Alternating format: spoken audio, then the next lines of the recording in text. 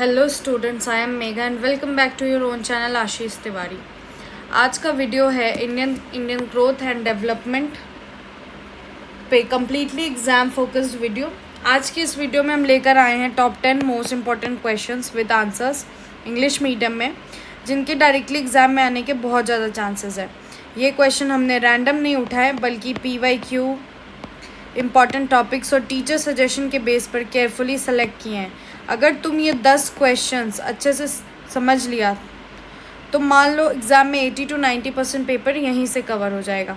तो ये single video ही तुम्हारे एग्ज़ाम पर्पज़ के लिए काफ़ी है और ओनली इस वीडियो से तुम अच्छा खासा स्कोर कर सकते हो अपने एग्ज़ाम में। इस वीडियो के बाद तुम्हें किसी और वीडियो की ज़रूरत नहीं पड़ेगी।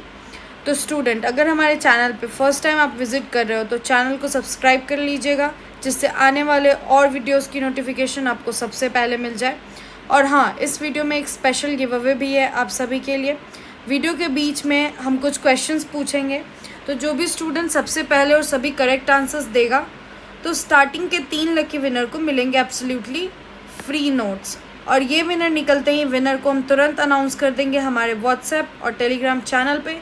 तो आप सभी हमारे व्हाट्सएप एंड टेलीग्राम चैनल को फॉलो कर लो, लिंक आपको डिस्क्रिप्शन में मिल जाएगा। तो वीडियो को पूरा देखना, स्किप मत करना, क्योंकि गिव अवे का क्वेश्चन किसी भी मोमेंट पे आ सकता है। और सबसे बेस्ट बात, हमारे लेक्चर्स फ्री हैं तुम्हारे लिए, 100% फ्री वीडियो सीरीज़।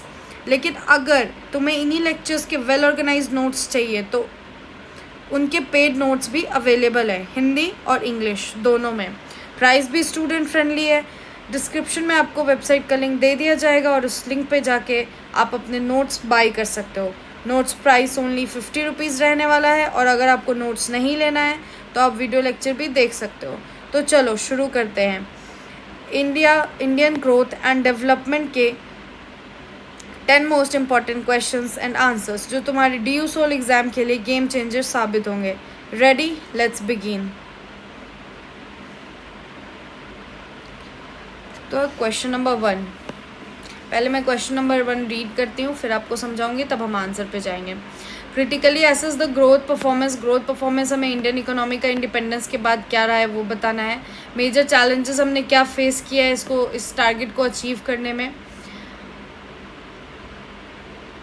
कौन सा टारगेट हमारा ग्रोथ पर capita income around 7% per annum होना चाहिए, सस्टेन होना चाहिए। ये है हमारा ये क्वेश्चन। फिर क्वेश्चन नंबर 1 में एक और क्वेश्चन है, how has Indian economy growth evolve since independence and what factors have contributed to a consistent acceleration in growth up to the late 2000s despite periods of slow down. Indian economic growth का evolution हमें यहाँ discuss करना है, कैसे क्या हमने phases देखे हैं इंडियन इकोनॉमिक ग्रोथ में।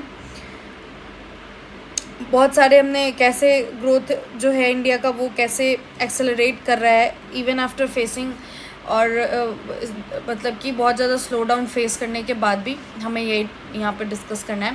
पहले आप पर कैपिटा इनकम समझो क्या होता है। ये एक एवरेज इनकम होता है एक कंट्री में जितने लोग हैं। मान लो हमारे कंट्री में 1.2 बिलियन लोग हैं, तो उन सबका जो इनकम होता है एक साल में कितना है पर पर्सन का, उसी को हम लोग जो कैलकुलेट करते हैं उसी को पर कैपिटा इनकम बोलते हैं। पर कैपिटा इनकम कैलकुलेट कैसे करते हैं? टोटल इनकम क्या है, मतलब कि अगर मान लो कि 4 ट्रिलियन का कंट्री ने 4 ट्रिलियन अर्न किया है, तो हम उसको 4 trillion total income by 1.2 billion हमारा पॉपुलेशन है करेंगे, और उससे पर कैपिटा इनकम निकलता है। ठीक है। इकोनॉमी क्या होता है? इकोनॉमी बेसिकली क्या होता है कि जो हम खर्च कर रहे हैं, जो कमा रहे हैं, जो खर्च कर रहे हैं, और जो पैसों को मैनेज कर रहे हैं, अपने मनी को और रिसोर्सेज को, उसी को इकोनॉमी कहते हैं। ओके। अब देखते हैं इंट्रोडक्शन में, देखते हैं कि इंडिपेंडेंस के टाइम में 1947 में इंडिया को एक बहुत ही वीक और अंडर डेवलप्ड इकोनॉमी मिली थी। पॉवर्टी उस टाइम पे बहुत हाई था, इंडस्ट्रीज़ लिमिटेड थी, एग्रीकल्चर बैकवर्ड थे, इंफ्रास्ट्रक्चर पुअर थी। लेकिन इंडिपेंडेंस के बाद इंडिया ने एक बहुत ही plan development economic reform plan development and later introduced India adopt किया एक बहुत ही प्लान्ड, मतलब डेवलपमेंट प्रॉपरली कैसे अप्रोच करना है, कैसे डेवलपमेंट प्रोसेस आगे होने वाला है, बहुत ही प्लान्ड एंड स्ट्रक्चर्ड अप्रोच अपनाया और उसके बाद बहुत सारे इकोनॉमिक रिफॉर्म्स भी इंट्रोड्यूस करे। इसका रिजल्ट क्या हुआ कि इंडिया का जो इकोनॉमी था वो कॉन्टीन्यूअस प्रोग्रेस दिखाने लगा, ग्रोथ इंक्रीज़ हो गई। कुछ मेजर प्रॉब्लम्स हमने अभी भी फेस करते हैं, जैसे कि अनएम्प्लॉयमेंट हो गया, इनइक्वालिटी हो गया, इन्फ्लेशन हो गया, लो प्रोडक्टिविटी हमारे गोल को अभी भी अफेक्ट करता है। पर कैपिटा इनकम गोल जो हम अचीव करना चाहते हैं, ये पर कैपिटा इनकम गोल जो हम ये अचीव करना चाहते हैं, इसको अभी भी अफेक्ट करता है even though.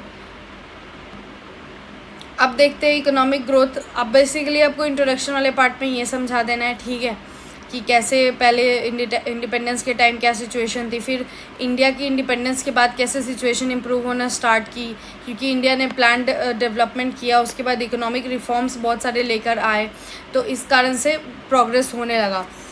But still India को बहुत सारे चैलेंजेस फेस करने पड़ते हैं, जैसे employment, unemployment, inequality, inflation and low productivity. यही हम इंट्रोडक्शन में था। मेन बॉडी पे आते economic growth after independence and changing policy phases.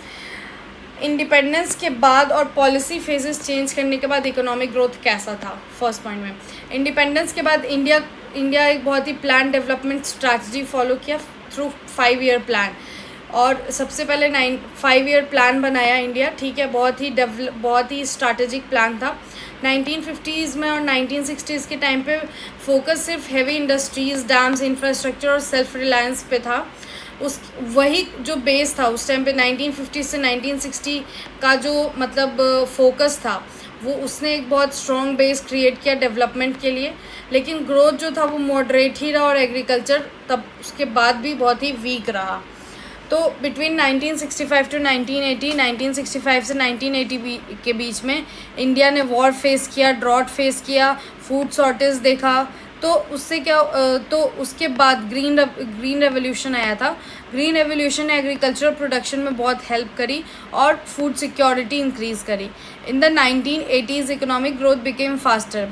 1980s में क्या हुआ कि इकोनॉमिक ग्रोथ फास्टर हो गया और ज़्यादा इन्वेस्टमेंट होने लगे, क्योंकि और लिबरलाइजेशन फॉलो होने लगा। लिबरलाइजेशन क्या होता है कि गवर्नमेंट का इंटरफेरेंस रिस्ट्रिक्ट करना, गवर्नमेंट का कंट्रोल कम करना, और मतलब मोर ऑफ प्राइवेटाइजेशन।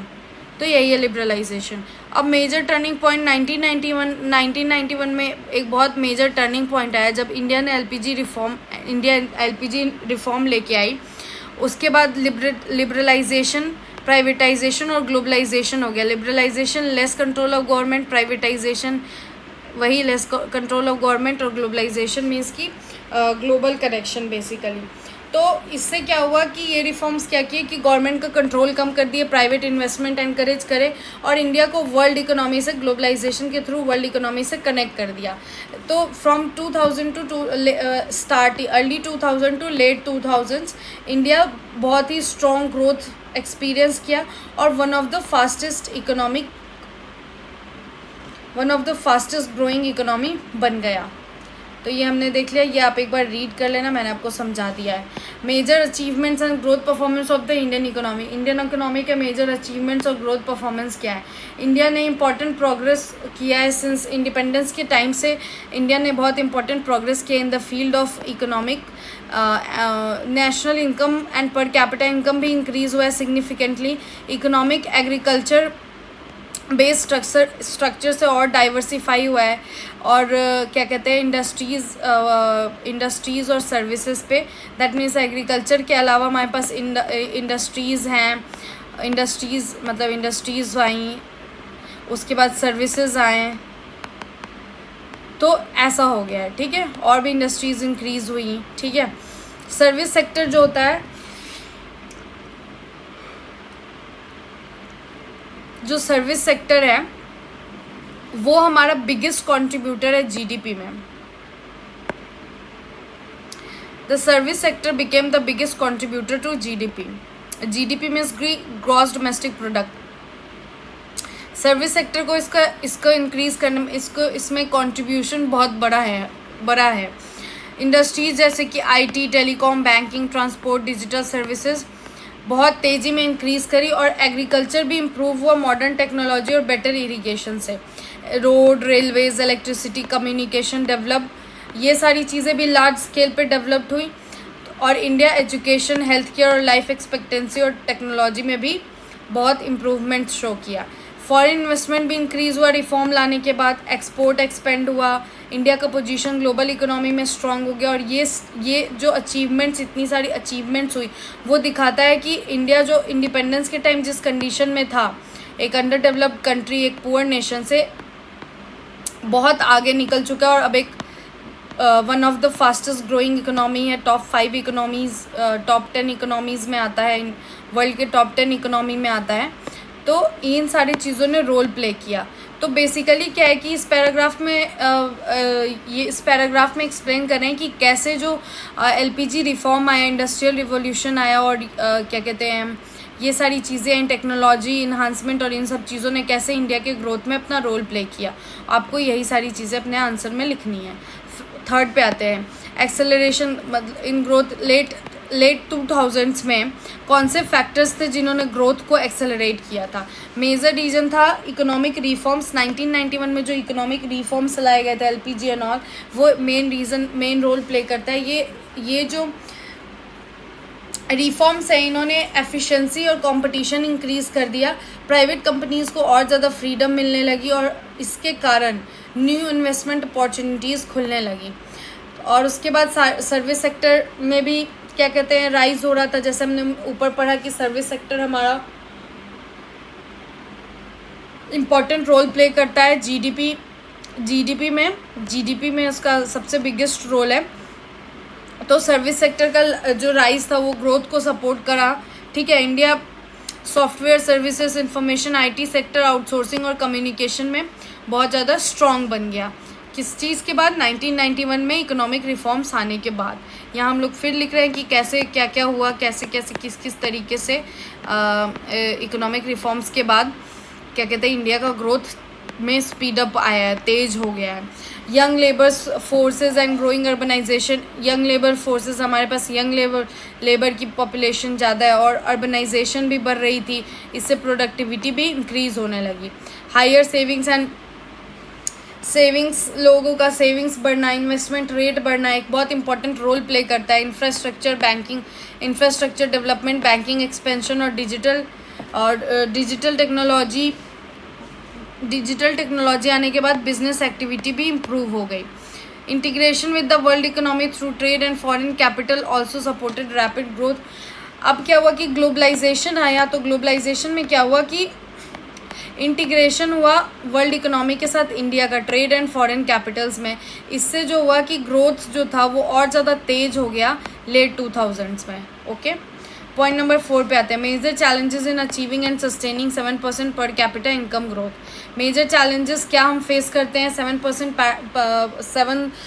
पर कैपिटा इनकम ग्रोथ को अचीव करने में और उसको बनाए रखने में। दैट मीन्स कि अगर 7% इकोनॉमिक ग्रोथ अचीव हो गया तो उसको मेंटेन करने में, यहाँ यही चीज़ हमें यहाँ समझना है। इंडिया इवन दो बहुत अच्छे से ग्रो कर रहा है लेकिन क्या कहते हैं मतलब कि एनुअल ग्रोथ, मतलब कि ईयरली ग्रोथ पर कैपिटा इनकम 7% का जो एनुअल ग्रोथ है इन टर्म्स ऑफ पर कैपिटा इनकम, उसको मेंटेन करना बहुत ही डिफ़िकल्ट चीज़ हो जाती है। और उसमें सबसे मेजर चैलेंजेस है अनएम्प्लॉयमेंट एंड अंडर एम्प्लॉयमेंट। ठीक है, और उसका सबसे मतलब मेजर चैलेंज क्या है हमारा? अनएम्प्लॉयमेंट और अंडर एम्प्लॉयमेंट है। ठीक है, many people do not have stable jobs. बहुत सारे लोगों के पास स्टेबल जॉब्स नहीं है, जिससे इनकम ग्रोथ रिड्यूस हो जाता है। इनकम इनक्वालिटी एक बहुत सीरियस इशू है। ग्रोथ बेनिफिट जो भी है वो इक्वली डिस्ट्रीब्यूटेड नहीं है। कुछ रीजंस और कुछ ग्रुप्स जो होते हैं वो ज़्यादा तेज़ी से ग्रो कर जाते हैं और वहीं पे बाकी कुछ लोग पीछे ही रह जाते हैं। इन्फ्लेशन और प्राइसेस जो बढ़ रही हैं, इन्फ्लेशन हिट हुआ है जिसके कारण प्राइसेस बढ़ रही हैं, वो भी इन लोगों के इनकम को कम कर देता है, स्लो डाउन कर देता है। ठीक है, एग्रीकल्चर जो है वो अभी भी लो प्रोडक्टिविटी फेस कर रहा है और मॉनसून और रूरल डिस्ट्रेस पे डिपेंडेंट है। इन एडिशन वीक इंफ्रास्ट्रक्चर, सब कुछ एरियाज़ में वीक इंफ्रास्ट्रक्चर, स्किल गैप होना, इन्वायरमेंटल प्रॉब्लम होना और ग्लोबल इकोनॉमिक अनसर्टेनिटी जो होता है वो इंडिया के ग्रोथ पे प्रेशर क्रिएट कर देता है। ये सारे जो चैलेंजेस हैं वो क्या कहते हैं हाई ग्रोथ को सस्टेन करने में डिफ़िकल्ट, हम हाई ग्रोथ हम सस्टेन नहीं कर पा रहे हैं बिकॉज ऑफ दीज चैलेंजेस। ये चैलेंजेस डिफ़िकल्ट बना दे रहे हैं उसको सस्टेन करने में मीन्स कि मेंटेन करने में, रोक के रखने में। ठीक है, तो हमने यहाँ पे चैलेंजेस देखे कि क्यों हम 7% per capita income growth maintain नहीं कर पा रहे, अचीव नहीं कर पा रहे। ये आपको अच्छे से याद कर लेना है। ठीक है, एक एक चीज़। अब आते हैं हम 5 पॉइंट पे। क्रिटिकल असेसमेंट ऑफ इंडिया का ग्रोथ परफॉर्मेंस जो है उसका क्रिटिकल असेसमेंट देखते हैं। India's growth performance since independence has been impressive. India का जो ग्रोथ परफॉर्मेंस इंडिपेंडेंस के टाइम से रहा है वो एक इम्प्रेसिव है, क्योंकि कंट्री जो है एक पुअर कॉलोनियल इकोनॉमी से एक मेजर डेवलपिंग इकोनॉमी में कन्वर्ट हो चुकी है। जो भी ग्रोथ रिकॉर्ड होता है वो दिखाता है कि जो लॉन्ग टर्म इम्प्रूवमेंट और इंडिया में लॉन्ग टर्म इम्प्रूवमेंट और स्ट्रॉन्गर इकोनॉमिक कैपेसिटी है। वहीं पे सेम टाइम पे ग्रोथ जो है वो कम्प्लीटली इंक्लूसिव नहीं है। पॉवर्टी रिड्यूस हुआ है, इनइक्वालिटी एंड पॉवर्टी भले ही रिड्यूस हुआ है बट इनइक्वालिटी और अनएम्प्लॉयमेंट अभी भी एग्जिस्ट करता है। रीजनल इम्बैलेंस भी विजिबल है। कोई स्टेट ज़्यादा डेवलप्ड है, कोई स्टेट कम डेवलप्ड है, कोई एरिया ज़्यादा डेवलप्ड है, कोई एरिया कम डेवलप्ड है, तो वो भी देखने को मिलता है। इससे क्या होता है कि इंडिया का जो ग्रोथ है वो मतलब कि इंडिया का ग्रोथ हम लोग बहुत ही स्ट्रॉन्ग और सक्सेसफुल कह सकते हैं, but it is not fully balanced. ये कम्प्लीटली बैलेंस्ड नहीं है। बहुत सारी अनसर्टेनिटीज़ है, बहुत सारे प्रॉब्लम्स स्टिल एग्जिस्ट करते हैं। इस कारण से फॉर फ्यूचर प्रोग्रेस इंडिया को इंक्लूसिव ग्रोथ और एम्प्लॉयमेंट जनरेशन पे फोकस करना होगा। Better education, strong agriculture, industrial expansion और सस्टेनेबल डेवलपमेंट पे फोकस करना होगा। और यहाँ पे मैं ये इंक्लूड करना चाहूँगी कि स्किल सेट पे भी यूथ के स्किल सेट पे भी वर्क करना होगा। सिस्टम उस तरीके से बिल्ड करना होगा ताकि यूथ जो है वो स्किल सीख सके और उसको स्केल और मोनेटाइज करना सीख सकें। क्योंकि बहुत बारी क्या होता है कि लोगों के पास स्किल तो होता है बट उन्हें पता नहीं होता उसके साथ करना क्या है। तो ये सारी चीज़ें भी इन सारी चीज़ों को भी इंक्लूड करना बहुत इम्पॉर्टेंट हो गया है। ठीक है, अब हम आते हैं कंक्लूज़न पे। इंडियाज़ इकोनॉमिक ग्रोथ जो है वो इंडिपेंडेंस के टाइम से रिमार्केबल रहा है। कंट्री बहुत सारे प्लानिंग, रिफॉर्म्स, ग्लोबल इंटीग्रेशन से एक स्टीडी प्रोग्रेस अचीव करी है। ग्रोथ एक्सेलरेट हुआ है 1991 के बाद और बहुत ही स्ट्रॉन्गर बन गया है 2000 तक। लेकिन 7% per capita income growth sustain करना, उसको टिका के रखना, मेंटेन करना बहुत ही डिफ़िकल्ट हो जाता है एट टाइम्स। तो इंडिया को प्रॉब्लम्स क्यों हो जाता है? क्योंकि ये सारी अनएम्प्लॉयमेंट, इनइक्वालिटी, लो प्रोडक्टिविटी, इंफ्रास्ट्रक्चर गैप एग्जिस्ट करती है। तो इंडिया को इन सारी प्रॉब्लम्स को सॉल्व करने के लिए मेजर्स लेने चाहिए। Balance and inclusive growth will be the key to India's long term development. बहुत ही बैलेंस्ड और इंक्लूसिव ग्रोथ इंडिया के लॉन्ग टर्म डेवलपमेंट में बहुत ज़्यादा हेल्प करेगा। यहीं पे हमारा क्वेश्चन नंबर 1 ख़त्म होता है। आप इस बार मैंने सोल के पेपर में DU सोल के पेपर में एक बहुत कॉमन पैटर्न देखा, क्रिटिकल एनालाइज। मतलब कि क्वेश्चन बेसिकली वो क्रिटिकल असेसमेंट के बेस पे मतलब एग्जामिन करने वाला इस टाइप का क्वेश्चंस बहुत सारा डाल दे रहे हैं, तो इसीलिए आप इसको अच्छे से रीड कर लेना। क्वेश्चन नंबर 2 पे आते हैं। कौन कौन से फैक्टर कंट्रीब्यूट कर रहे हैं हमारी इकोनॉमिक ग्रोथ को एक्सेलरेट करने में 1950s से लेट 2000s में, और हमें रीज़न बिहाइंड क्या क्या रीज़न्स है जो इकोनॉमिक ग्रोथ को इंडिया में 2012 के बाद स्लो डाउन कर दिया है। ठीक है, अच्छा, क्वेश्चन नंबर 2 में ये सारा सेम ही क्वेश्चन है। और ये अब आते हैं, क्या नेसेसरी कंडीशन है इंडिया एक सस्टेन्ड GDP ग्रोथ 8 और 9% का मतलब होता है ना कि growth through out the year रहे। इसको हमें अचीव करने के लिए क्या क्या कंडीशंस नेसेसरी हैं और नेचर क्या होगा। सेक्टोरल ग्रोथ ट्रांसफॉर्मेशन अगर आता है तो उसका नेचर क्या होना चाहिए, और मैन्युफैक्चरिंग क्या रोल प्ले करता है इसमें। GDP क्या होता है? ग्रॉस डोमेस्टिक प्रोडक्ट होता है। मींस कि जो सारा जो भी गुड्स है और जो सर्विसेज है एक ईयर में कितना प्रोड्यूस हुआ उसी को हम ग्रॉस डोमेस्टिक प्रोडक्ट बोलते हैं। ठीक है, इंडिया का जो इकोनॉमिक ग्रोथ है वो चेंज हुआ है इंडिपेंडेंस के टाइम से बहुत ज़्यादा। ठीक है, India's economic growth has change a lot since independence in 1947 के इंडिपेंडेंस के बाद से इंडिया का इकोनॉमिक ग्रोथ बहुत चेंज हुआ है। अर्ली ईयर्स में शुरुआत के दिनों में जो ग्रोथ रेट था वो बहुत स्लो था, क्योंकि कंट्री जो है वो अपनी इकोनॉमी बिल्ड कर रही थी शुरुआत से एकदम ज़ीरो से। उसके बाद जो ग्रोथ था वो धीरे धीरे बढ़ा और ज़्यादा फास्टर हो गया 1980s से लेके लेट 2000s तक। इंडिया उसी टाइम पीरियड के बीच में one of the fastest growing economy बन गया पूरे वर्ल्ड का। लेकिन 2012 के बाद ग्रोथ जो है वो स्लो हो गया है बिकॉज ऑफ बहुत सारे डोमेस्टिक और ग्लोबल रीजंस के कारण। तो एक sustain growth, GDP growth 8 to 9% का फ्यूचर में हमें अचीव करने के लिए इंडिया को बहुत ही स्ट्रॉन्ग पॉलिसीज़ और ज़्यादा एम्प्लॉयमेंट, इन्वेस्टमेंट और बैलेंस डेवलपमेंट सारे ही सेक्टर में लेके आना बहुत इंपॉर्टेंट हो जाता है। और मैन्युफैक्चरिंग बहुत इंपॉर्टेंट रोल प्ले करेगा ट्रांसफॉर्मेशन में।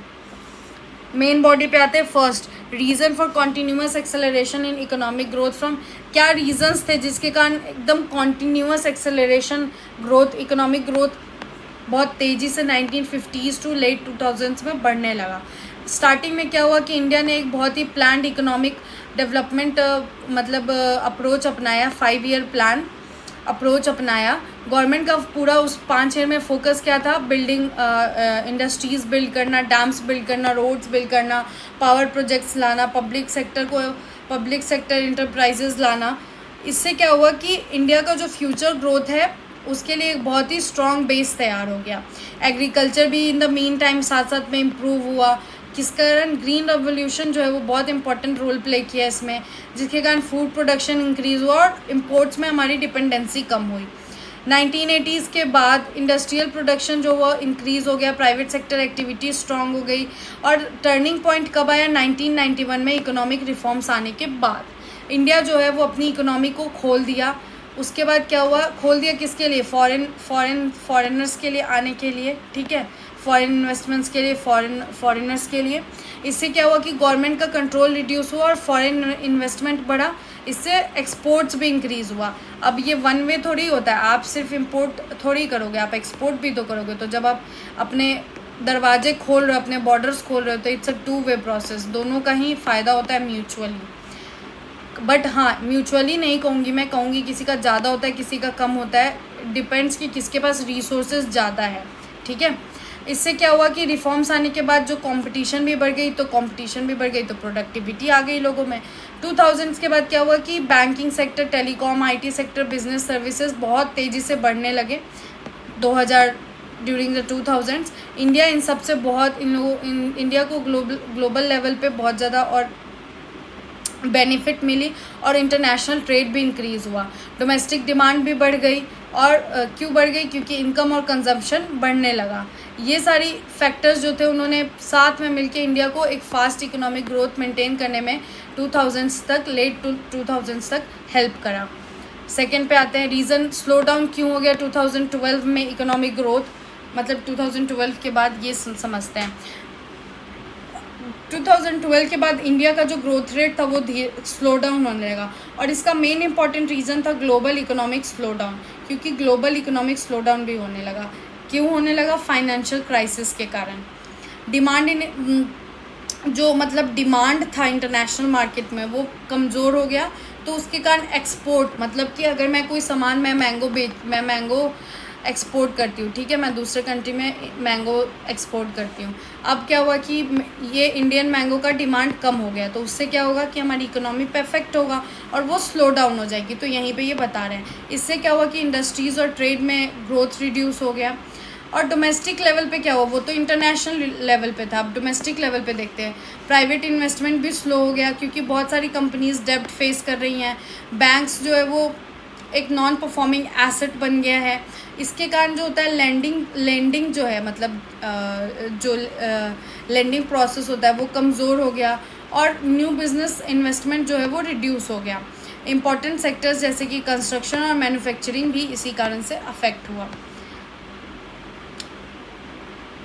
कुछ जगहों पे जैसे कि पॉलिसी और इम्प्लीमेंटेशन चैलेंज भी फेस करने मिला। जैसे हम कुछ करना चाह रहे हैं और हमने एक पॉलिसी बनाई बट पॉलिसी प्रॉपर्ली इम्प्लीमेंट नहीं हुआ, तो वो अफेक्ट तो करेगा ना ग्रोथ को। प्रोजेक्ट्स क्या हुआ? डिले होने लगे क्योंकि लैंड अप्रूवल्स नहीं आए थे, इंफ्रास्ट्रक्चर इशू होने लगा इसके कारण से। रूरल डिमांड भी कमज़ोर हो गया कुछ साल में। और क्या हुआ? सबसे भयंकर शॉक हमें डीमोनेटाइजेशन और जीएसटी एडजस्टमेंट क्रिएट किया। इससे टेम्पररी डिफ़िकल्टीज़ फेस करनी पड़ी स्मॉल बिजनेसेस के लिए एक बहुत बड़ा धक्का था। इस सारे रीजंस के कारण क्या हुआ कि इंडिया की इकोनॉमिक ग्रोथ जो है वो 2012 के बाद स्लो हो गई है। Necessary condition for India to achieve sustain GDP growth of 8 to 9%। क्या क्या नेसेसरी कंडीशन है इंडिया के लिए, उनका जो टारगेट है 8 to 9% का जीडीपी ग्रोथ अचीव करना, उसके लिए क्या क्या नेसेसरी कंडीशंस है ये समझते हैं। Long term high growth India needs, मतलब कि अगर हमें बड़े लॉन्गर पिक्चर्स को देखना है तो इंडिया को कॉन्टीन्यूअस इन्वेस्टमेंट करना होगा इंफ्रास्ट्रक्चर्स में, जैसे road, railway, electricity, digital services में। ठीक है, good infrastructure reduces business cost, इससे बिजनेस कॉस्ट कम होता है और प्रोडक्टिविटी इंक्रीज होती है। और stable government policy and ease of doing business are also important to attract private and foreign investment. क्या होता है, बहुत सारे इंडिया में बिजनेसेस इसलिए भी काम नहीं कर पाते हैं क्योंकि वो इतना लंबा और इतना लेंदी प्रोसेस है, क्या कहते हैं, बिजनेसेस को रजिस्टर करने का, जिसके कारण क्या होता है कि प्रोसेस स्लो होने के कारण और लेंदी होने के कारण वो अफेक्ट करता है। ठीक है, और अफेक्ट करता है, इससे क्या होता है कि लोग, मतलब होता है ना, इन्वॉल्व ही नहीं होना चाहते हैं। फिर उसके बाद अगर मुझे कुछ बड़ा करना है तो अगर मुझे उसको करने का प्रोसेस ही इतना लेंदी रहेगा तो मैं कहाँ से उसको, मैं पसंद ही नहीं करूँगी इस जगह पे उस काम को करने का। तो स्टेबल गवर्नमेंट पॉलिसीज़ और business ease of doing business बहुत इंपॉर्टेंट रोल प्ले करते हैं प्राइवेट और फॉरेन इन्वेस्टमेंट्स को अट्रैक्ट करने में। इंडिया को और ज़्यादा जॉब्स क्रिएट करने की ज़रूरत है और ह्यूमन कैपिटल, ताकि उससे इम्प्रूव हो। और इससे दिस मीन्स कि बेटर एजुकेशन, स्किल डेवलपमेंट और हेल्थ केयर सेक्टर में डेवलपमेंट बहुत इम्पॉर्टेंट है। एक प्रोडक्टिव और स्किल पॉपुलेशन अपने हायर आउटपुट और इनोवेशन को सपोर्ट कर सकती है, तो इसीलिए उनको प्रोडक्टिव और स्किल पॉपुलेशन बनाना गवर्नमेंट की रिस्पॉन्सिबिलिटी है। Employment growth is necessary because income growth increases demand in the economy. Employment भी इंक्रीज़ करना बहुत इंपॉर्टेंट है, इससे इनकम ग्रोथ भी इंक्रीज़ होता है इकोनॉमी में।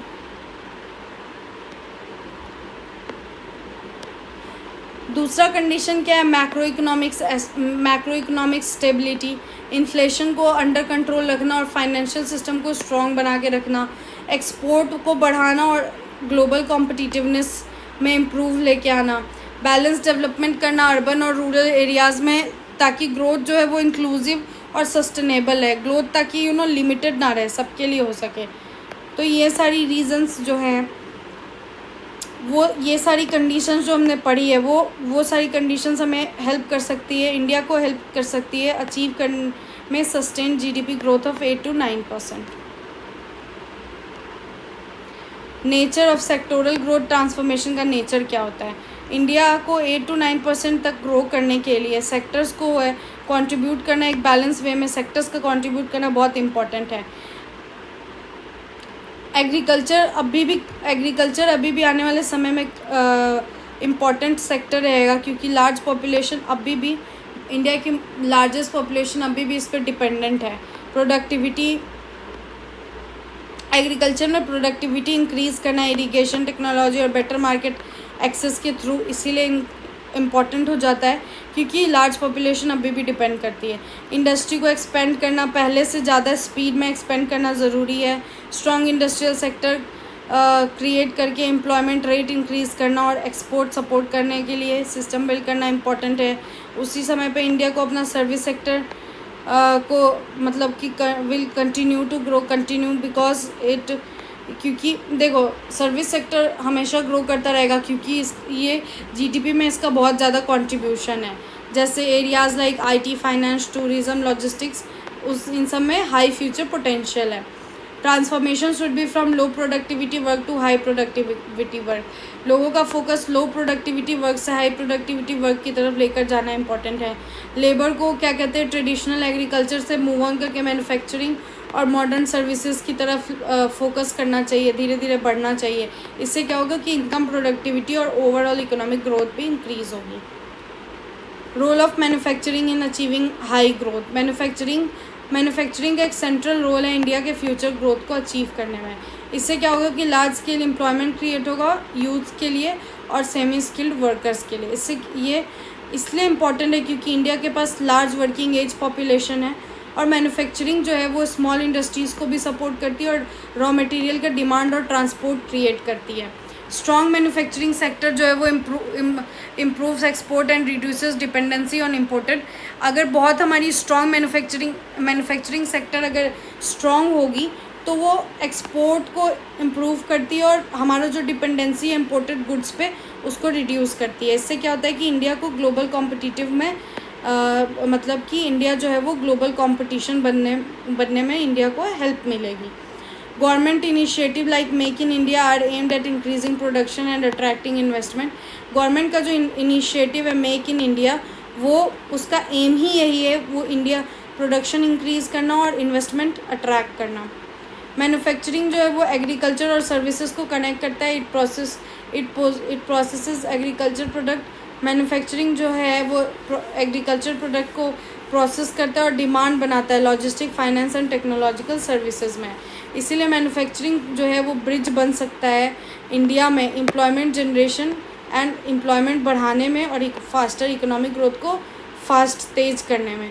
इसका एक्सपेंशन नेसेसरी है स्टेबल जीडीपी ग्रोथ अचीव करने में।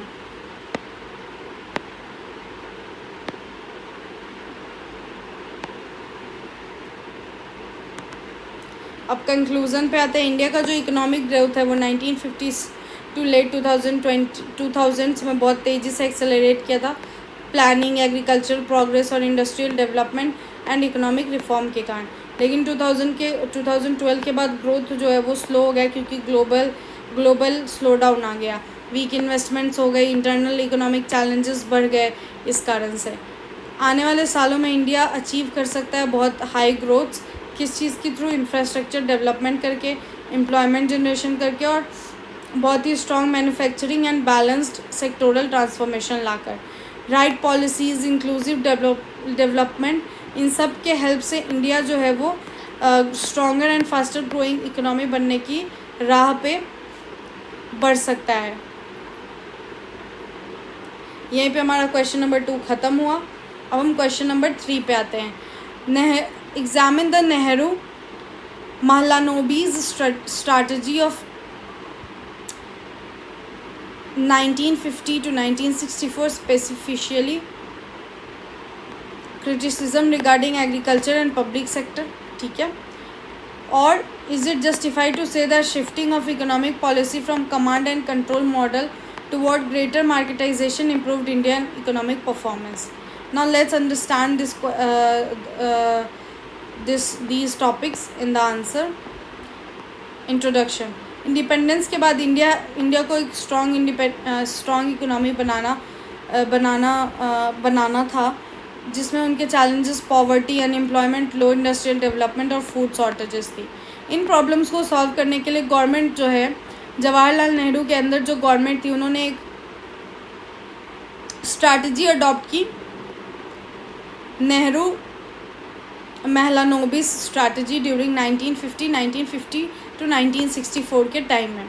ये इस स्ट्रैटेजी का फोकस क्या था? स्टेट प्लानिंग, हैवी इंडस्ट्रीज़ और पब्लिक सेक्टर डेवलपमेंट। इससे क्या हुआ? लेटर स्पेशली 1991 के बाद इंडिया जो है कमांड एंड कंट्रोल मॉडल से ग्रेटर मार्केटाइजेशन की तरफ बढ़ने लगा और इससे क्या हुआ कि प्राइवेट बिजनेसेस को और ज़्यादा स्पेस मिलने लगी और कंपटीशन बढ़ने लगा। जो दोनों पॉलिसीज़ उन्होंने बहुत इंपॉर्टेंट रोल प्ले किया इंडिया की इकोनॉमिक जर्नी में और अर्ली स्ट्रैटेजी ने बहुत अच्छा बेस तैयार किया डेवलपमेंट के लिए। और जो मार्केट रिफॉर्म्स हुए उसने एफिशिएंसी और ग्रोथ को इंक्रीज़ कर दिया। Therefore both need to be examine, इसलिए हमें दोनों को ही समझना ज़रूरी है। अब मेन बॉडी पे आते हैं।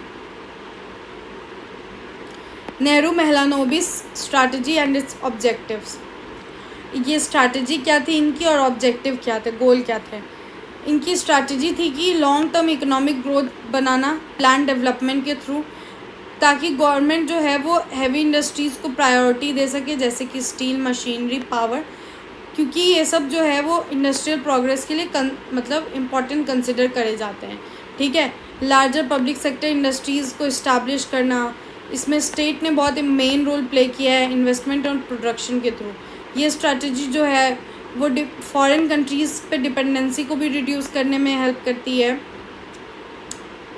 मतलब कि दिस स्ट्रैटेजी ऑल्सो, ये इस स्ट्रैटेजी ने रिड्यूस करने का मतलब हमारा जो फॉरेन डिपेंडेंसी है ना वो बहुत हाई है उसको कम करने में ये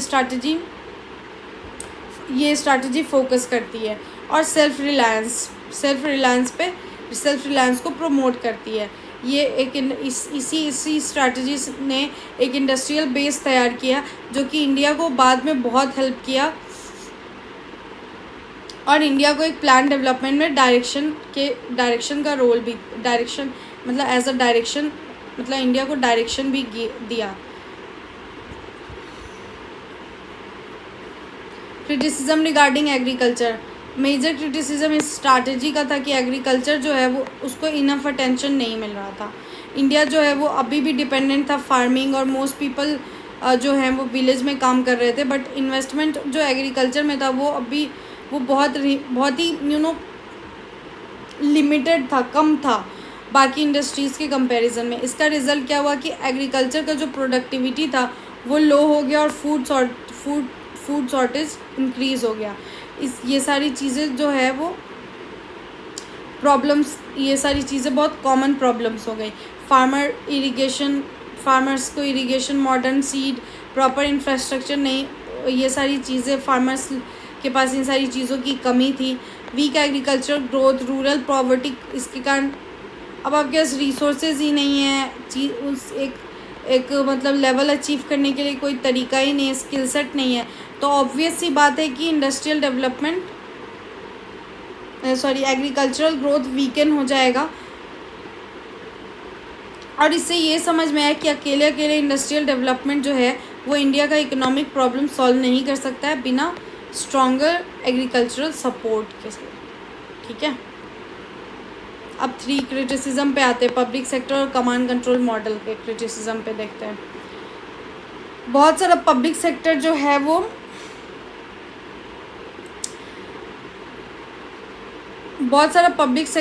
वो इम्पॉर्टेंट इंडस्ट्रीज़ को बिल्ड करने में इम्पॉर्टेंट रोल प्ले किया है, हेल्प किया है, बट ओवर द टाइम बहुत सारी प्रॉब्लम्स भी उसके साथ साथ आई हैं।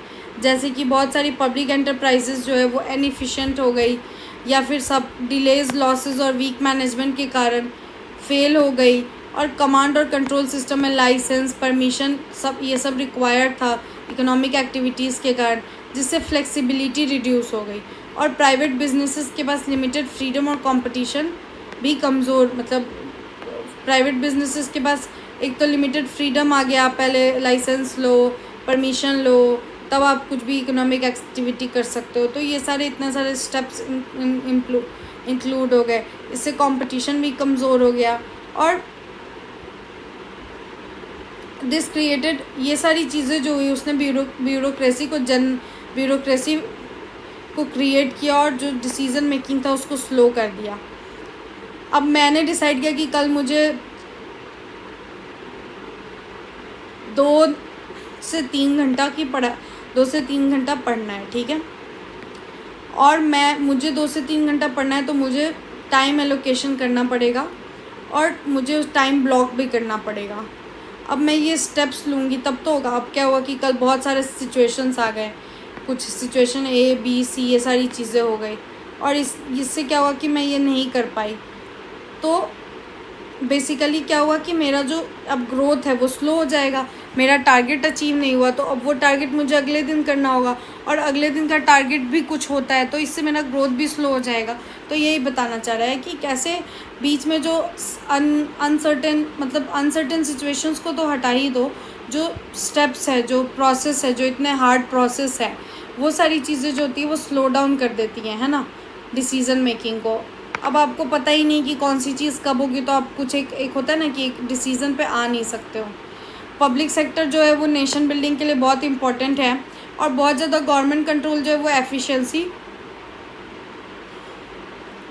और इकोनॉमिक परफॉर्मेंस को अफेक्ट करती है।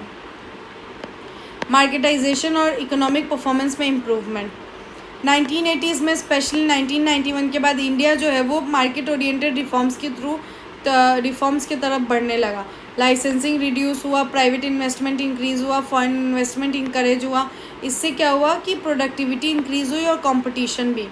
बहुत सारे सेक्टर जैसे कि सर्विस, टेलीकॉम, मैन्युफैक्चरिंग और ट्रेड एक्सपेंडेड, ये सारे सेक्टर्स बहुत तेज़ी से बढ़ने लगे। इकोनॉमिक ग्रोथ भी फास्टर हो गई और इंडिया बहुत ज़्यादा ग्लोबल इकोनॉमी से कनेक्टेड हो गया। नए जॉब, इसके कारण नए जॉब अपॉर्चुनिटीज़ आने लगे, फिर कंज्यूमर का चॉइसेस भी बढ़ गया, और इससे क्या हुआ कि जो मार्केटाइजेशन था वो पॉजिटिवली इम्प्रूव हुआ और इकोनॉमिक परफॉर्मेंस भी इम्प्रूव हुआ। Balance view, importance of both approaches, दोनों ही अप्रोचेस का इम्पोर्टेंस समझते हैं। मार्केट रिफॉर्म जो है वो, मार्केट रिफॉर्म के कारण ग्रोथ इम्प्रूव हुआ, but earlier planning period also played a necessary role. सिर्फ मार्केट प्लानिंग जो आई 1991 में, उसी का अकेले का रोल नहीं है ग्रोथ में। क्या कहते हैं, जो हमने अर्लियर प्लानिंग जो हमने की थी उसने भी बहुत नेसेसरी रोल प्ले किया। नेहरू मेलानोबिस स्ट्रैटेजी ने बिल्ट स्टील प्लांट्स बनाया उस स्ट्रैटेजी ने, energy projects, scientific institutions build किए, इंडस्ट्रियल इंफ्रास्ट्रक्चर हुए, जिसके कारण रिफॉर्म्स को बाद में रिफॉर्म्स जो आए और ज़्यादा बेनिफिट इंक्रीज़ हो गया। और उसी सेम टाइम पे मार्केटाइजेशन जो था वो एफिशिएंसी, इनोवेशन और फास्टर ग्रोथ भी साथ में अपने साथ लेते हुए आया। एग्रीकल्चर को भी बाद में क्या कहते हैं, पॉलिसीज़, अच्छी पॉलिसीज़ मिली। इससे क्या हुआ कि इंडिया का डेवलपमेंट जो है, ये डेवलपमेंट इंक्रीज़ हुआ एग्रीकल्चर सेक्टर में। इसीलिए इंडिया का जो डेवलपमेंट है उसको हम एक ही मॉडल से अकेले एक्सप्लेन नहीं कर सकते हैं, क्योंकि प्लानिंग और मार्केट रिफॉर्म्स दोनों का ही कंट्रीब्यूशन है इंडिया के डेवलपमेंट में अपने अपने तरीके से। Conclusion, Nehru Mahalanobis strategy led the foundation of modern India का फाउंडेशन है ये स्ट्रैटेजी। ये स्ट्रैटेजी कैसे वर्क करता है, planning, industrialisation, public sector development के थ्रू। लेकिन इसको बहुत सारा क्रिटिसिज्म भी फेस करना पड़ा था, क्योंकि ये एग्रीकल्चर को लेस इम्पोर्टेंस होता है ना, एग्रीकल्चर को लेस इम्पोर्टेंस देना। इससे क्या हुआ कि इनएफिशिएंसी हो गई, एक्सेसिव स्टोर, क्रिएटिंग इनएफिशिएंसी। अब बहुत ज़्यादा स्टेट कंट्रोल और एग्रीकल्चर को इम्पोर्टेंस कम देना, ये दोनों चीज़ ने बहुत ज़्यादा led to the criticisation of this strategy. बाद में जो शिफ्ट था वो बाद में शिफ्ट टुवर्ड मार्केटाइजेशन इम्प्रूव, बाद में मार्केटाइजेशन के टुवर्ड शिफ्ट इम्प्रूव हुआ, प्रोडक्टिविटी इंक्रीज हुई, इन्वेस्टमेंट बढ़े, इकोनॉमिक ग्रोथ हुई। इसलिए it is fair to say that market reforms strengthened Indian performance, but they were successful partially, क्योंकि the early plan strategy had already created the economic base. क्योंकि पहले जो early plan strategy बनी थी उसने एक बहुत अच्छा इकोनॉमिक बेस तैयार कर दिया था, और दोनों फेजेस ने साथ में मिलकर कंट्रीब्यूट किया इंडिया के डेवलपमेंट में इंडिपेंडेंस के बाद। कौन दोनों फेजेस ने? इकोनॉमिक रिफॉर्म,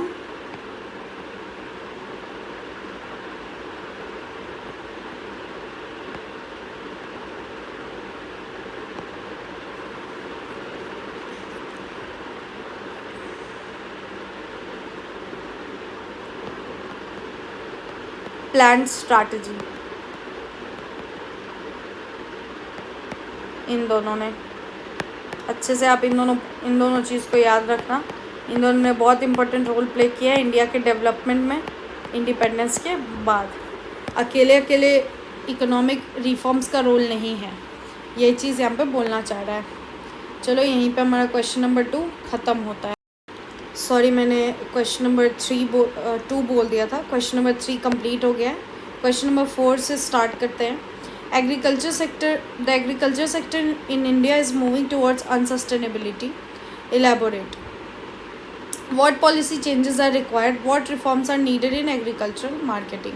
इंडिया में जो एग्रीकल्चर सेक्टर है वो अनसस्टेनेबिलिटी के टुवर्ड बढ़ रहा है, और इसको इलेबोरेट करना है कैसे ऐसा हो रहा है, और क्या पॉलिसी हम लेके आ सकते हैं इसमें चेंजेस लाने के लिए, और क्या रिफॉर्म्स नीडेड एग्रीकल्चरल मार्केटिंग के लिए।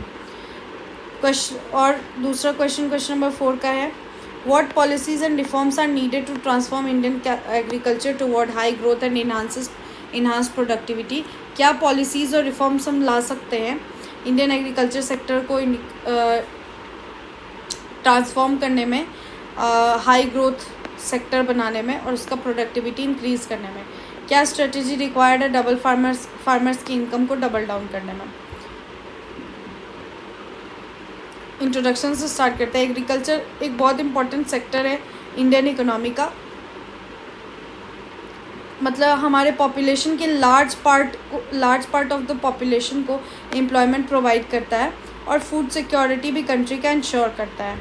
लेकिन कुछ सालों में इंडियन एग्रीकल्चर जो है वो बहुत सारी सीरियस चैलेंजेस फेस कर रहा है, जैसे कि लो प्रोडक्टिविटी, राइजिंग कॉस्ट और वाटर स्कार्सिटी, क्लाइमेट चेंज और वीक मार्केट सिस्टम। इसके कारण क्या हो रहा है कि एग्रीकल्चर बहुत ज़्यादा लेस सस्टेनेबल हो गया है। इससे फार्मर का इनकम भी कम हो रहा है। देयरफॉर इंडिया को बहुत स्ट्रॉन्ग पॉलिसी रिफॉर्म लेके आने की ज़रूरत है, जो कि बहुत प्रैक्टिकल हो और जिससे एग्रीकल्चर में चेंजेस आ सके और एग्रीकल्चर और ज़्यादा प्रोडक्टिव, सस्टेनेबल और प्रॉफिटेबल बन सके। एज मासेस मतलब large part of the country population is dependent on it. Main body में फर्स्ट पॉइंट पढ़ते हैं, नीड क्या है sustainable and resources friendly agriculture की। इंडियन एग्रीकल्चर जो है वो बहुत ही अनसस्टेनेबल बन गया है, क्योंकि हमारा ग्राउंड वाटर पे बहुत ज़्यादा डिपेंडेंसी है। ग्राउंड वाटर, केमिकल फर्टिलाइजेशन और रिपीटेड कल्टीवेशन, सेम क्रॉप्स के रिपीटेड कल्टीवेशन पे। बहुत सारे स्टेट्स में ग्राउंड वाटर का लेवल जो है वो मतलब कम हो गया है या फिर गायब भी हो गया है और सॉइल फर्टिलिटी गिर गई है और गिर रही है। क्लाइमेट चेंज भी बढ़ गया है, जिससे अनसर्टिनिटी बढ़ गया है। कभी भी रेनफॉल हो जाता है, कभी फ्लड आ जाता है, ड्रॉट आ जाता है, तो क्लाइमेट चेंज भी बहुत अफेक्ट कर रहा है। इन सारी चीज़ों को सॉल्व करने के लिए गवर्नमेंट को सस्टेनेबल फार्मिंग प्रैक्टिसेस प्रमोट करना चाहिए, जैसे कि crop rotation, balance fertilisation use. अब over fertilisation use hampers the quality of the soil, तो इट्स इम्पॉर्टेंट कि बैलेंस फर्टिलाइजर यूज़ करे फार्मर्स, ऑर्गेनिक फार्मिंग करे, एफिशिएंट इरिगेशन सिस्टम जैसे ड्रिप एंड स्प्रिंकलर इरिगेशन लेके आया जाए। इससे क्या होगा कि नेचुरल रिसोर्सेज भी प्रोटेक्टेड होंगे और लॉन्ग टर्म एग्रीकल्चर ग्रोथ भी इम्प्रूव होगा। Second, improving productivity, technology and investment के थ्रू प्रोडक्टिविटी इंक्रीज़ कैसे कर सकते हैं। मेजर रीज़न जो है लो एग्रीकल्चर ग्रोथ का क्या है? लो प्रोडक्टिविटी,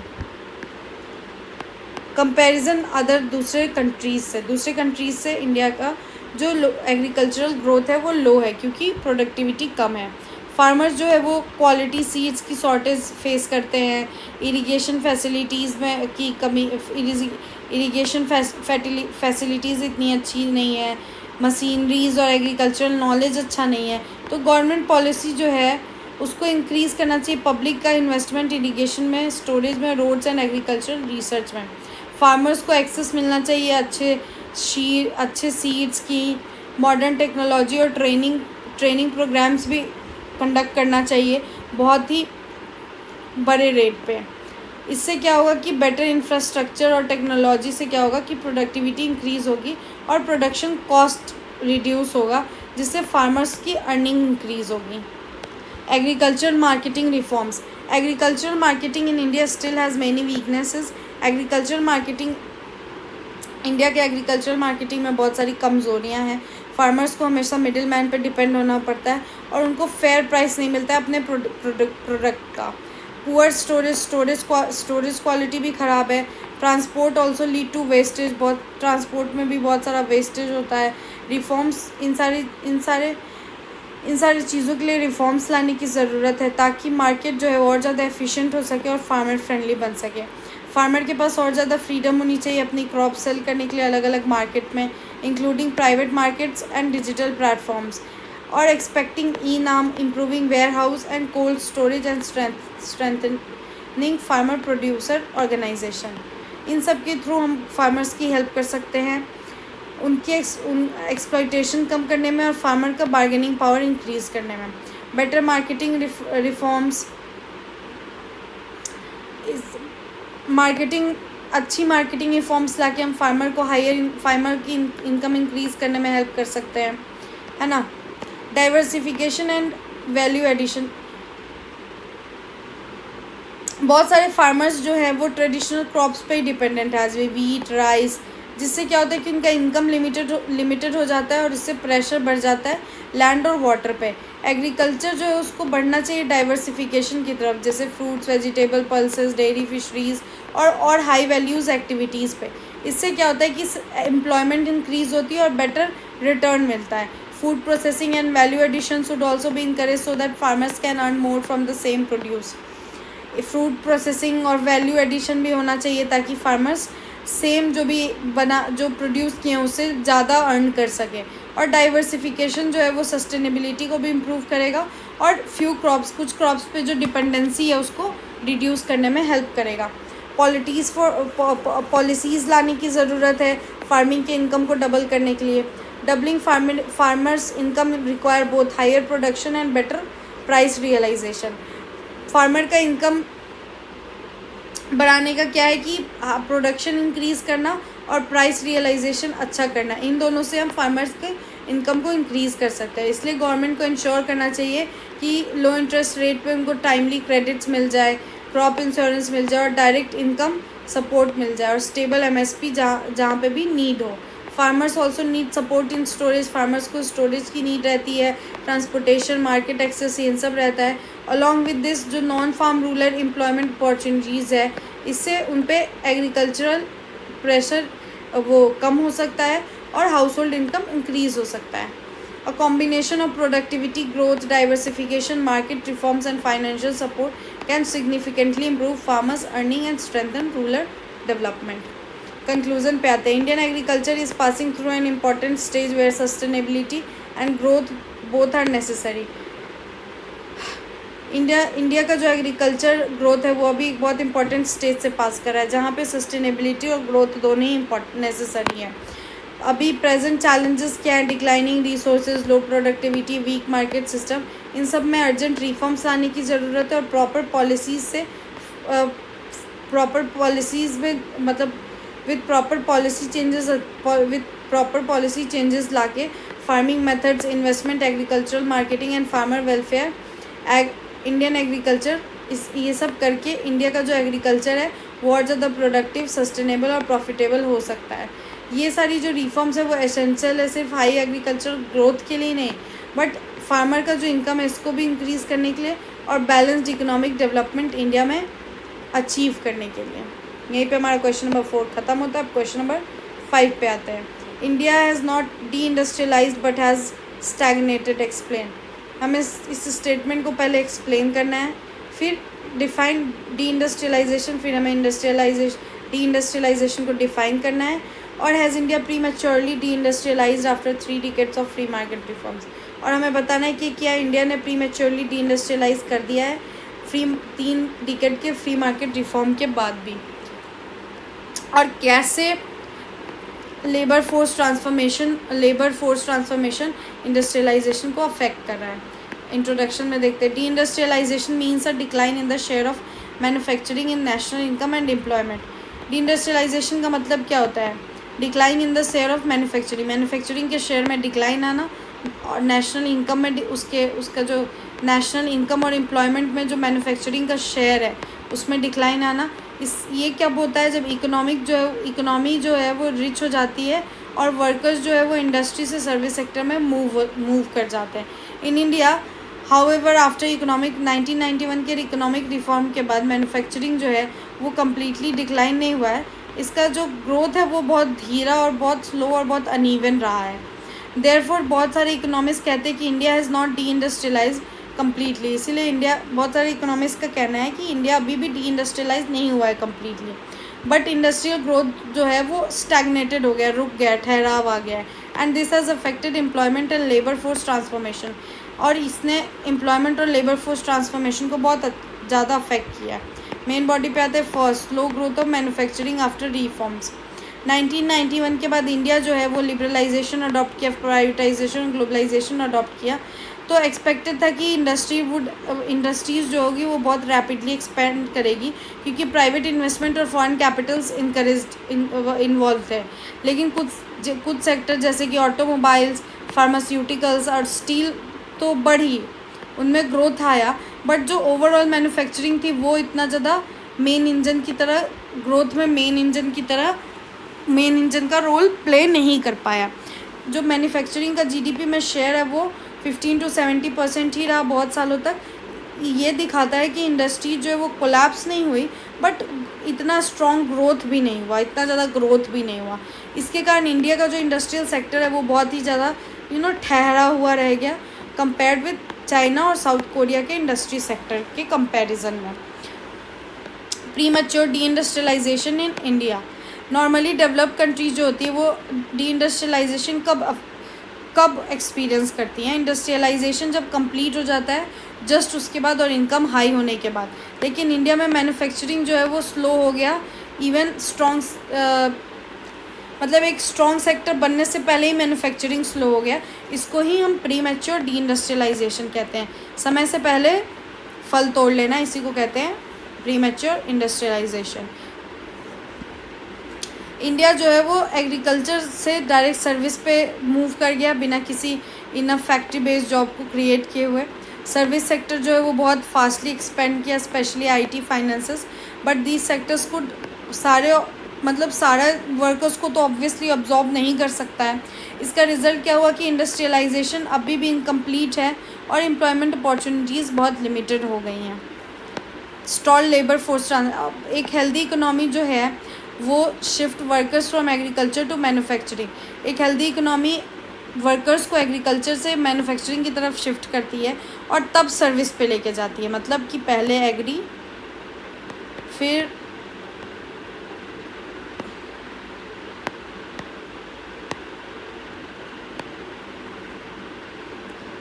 एग्रीकल्चर, फिर क्या, मैन्युफैक्चरिंग, तब सर्विसेज। बट क्या हुआ इंडिया में, ये जो ट्रांसफॉर्मेशन था ये बहुत स्लो था। इससे क्या हुआ कि जो स्टील बहुत लार्ज शेयर ऑफ वर्कर्स जो है वो अभी भी एग्रीकल्चर में रह गए। इवन दो एग्रीकल्चर जो है उसका कंट्रीब्यूशन जीडीपी में बहुत कम है, और इसी में मोस्ट ऑफ द लोग काम कर रहे हैं। अच्छा रिजल्ट भी नहीं आ रहा है, इस कारण से ये अफेक्ट कर रहा है। मैन्युफैक्चरिंग जो है वो इन सारे वर्कर्स को ऑब्जर्व कर सकता था लेबर इंटेंसिव इंडस्ट्रीज़ के थ्रू, जैसे textile, food processing and leather. But growth जो है तभी भी कमज़ोर रही। इसके कारण लेबर जो है वो या तो इनफॉर्मल सर्विसेज जॉब में की तरफ बढ़ गए या फिर लो प्रोडक्टिविटी एग्रीकल्चर में ही रह गए। इससे क्या हुआ कि इंडस्ट्रियल डेवलपमेंट धीमा हो गया और इनकम ग्रोथ कम हो गया। For reason behind industrial stagnation के का रीज़न क्या है? इंडस्ट्रियल ठहराव का रीज़न क्या है? बहुत सारा रीज़न है जिसने इंडस्ट्रियल ग्रोथ को स्लो डाउन किया। इंडिया ने बहुत सारे प्रॉब्लम्स फेस किए हैं, जैसे weak infrastructure, high transport cost, expensive power, land acquisition difficulty और complex labour regulation. Small and medium industries also often faces shortage of credit and technology. Small medium industries को भी credit shortage और technology का shortage face करना पड़ता है। Global competition reform के बाद इंक्रीज़ हो गया है और प्रेशर डोमेस्टिक प्रोड्यूसर्स पे प्रेशर भी बढ़ गया है। इंपोर्ट जो है वो चीप हो गया और बहुत सारी इंडस्ट्री जो है कम्पीट करने में स्ट्रगल कर रही हैं। Along with this skill gaps भी आ गया है लेबर फोर्सेस में, जिससे प्रोडक्टिविटी डिक्रीज़ हो गई है। और ये सारे प्रॉब्लम साथ में मिलकर स्टैग्नेशन क्रिएट कर रहे हैं मैन्युफैक्चरिंग में। impact on economy and way forward. Industrial stagnation has affected employment. Industrial stagnation के कारण एम्प्लॉयमेंट अफेक्ट हो रहा है, एक्सपोर्ट अफेक्ट हो रहा है और इनकम ग्रोथ भी अफेक्ट हो रहा है। बिना एक स्ट्रॉन्ग मैन्युफैक्चरिंग बेस के इंडिया जो है वो इतना स्टेबल जॉब्स क्रिएट नहीं कर पा रहा है अपने यंग पॉपुलेशन के लिए। इससे इनफॉर्मल वर्क और इकोनॉमिक इनइक्वालिटी में बहुत इंक्रीमेंट आ गया है। इंडस्ट्रियलाइजेशन को इम्प्रूव करने के लिए इंडिया को infrastructure, skill development, labour intensive manufacture और एमएसएमईज़ को सपोर्ट करना पड़ेगा, ताकि पॉलिसीज़ जैसे कि make in India, industrial corridors और better ease of doing businesses, इन सारे मैन्युफैक्चरिंग ग्रोथ को बहुत रैपिडली इंक्रीज़ कर सकती है और लेबर फोर्स ट्रांसफॉर्मेशन भी लेके आ सकती है। कंक्लूज़न देखते हैं। इंडिया जो है अभी तक कंप्लीट डी इंडस्ट्रियलाइजेशन नहीं देखा है, क्योंकि मैन्युफैक्चरिंग अभी भी एग्जिस्ट करती है और कंट्रीब्यूट करती है ग्रोथ में। लेकिन ऑब्वियसली इसमें स्टैग्नेशन देखने मिला और बहुत सारे इकोनॉमिस्ट इसको प्रीमेच्योर डी इंडस्ट्रियलाइजेशन बोलते हैं। स्लो मूवमेंट वर्कर्स का एग्रीकल्चर टू इंडस्ट्री के थ्रू एम्प्लॉयमेंट को वीक कर दिया है, एम्प्लॉयमेंट जनरेशन को और लॉन्ग टर्म ग्रोथ को भी अफेक्ट किया है।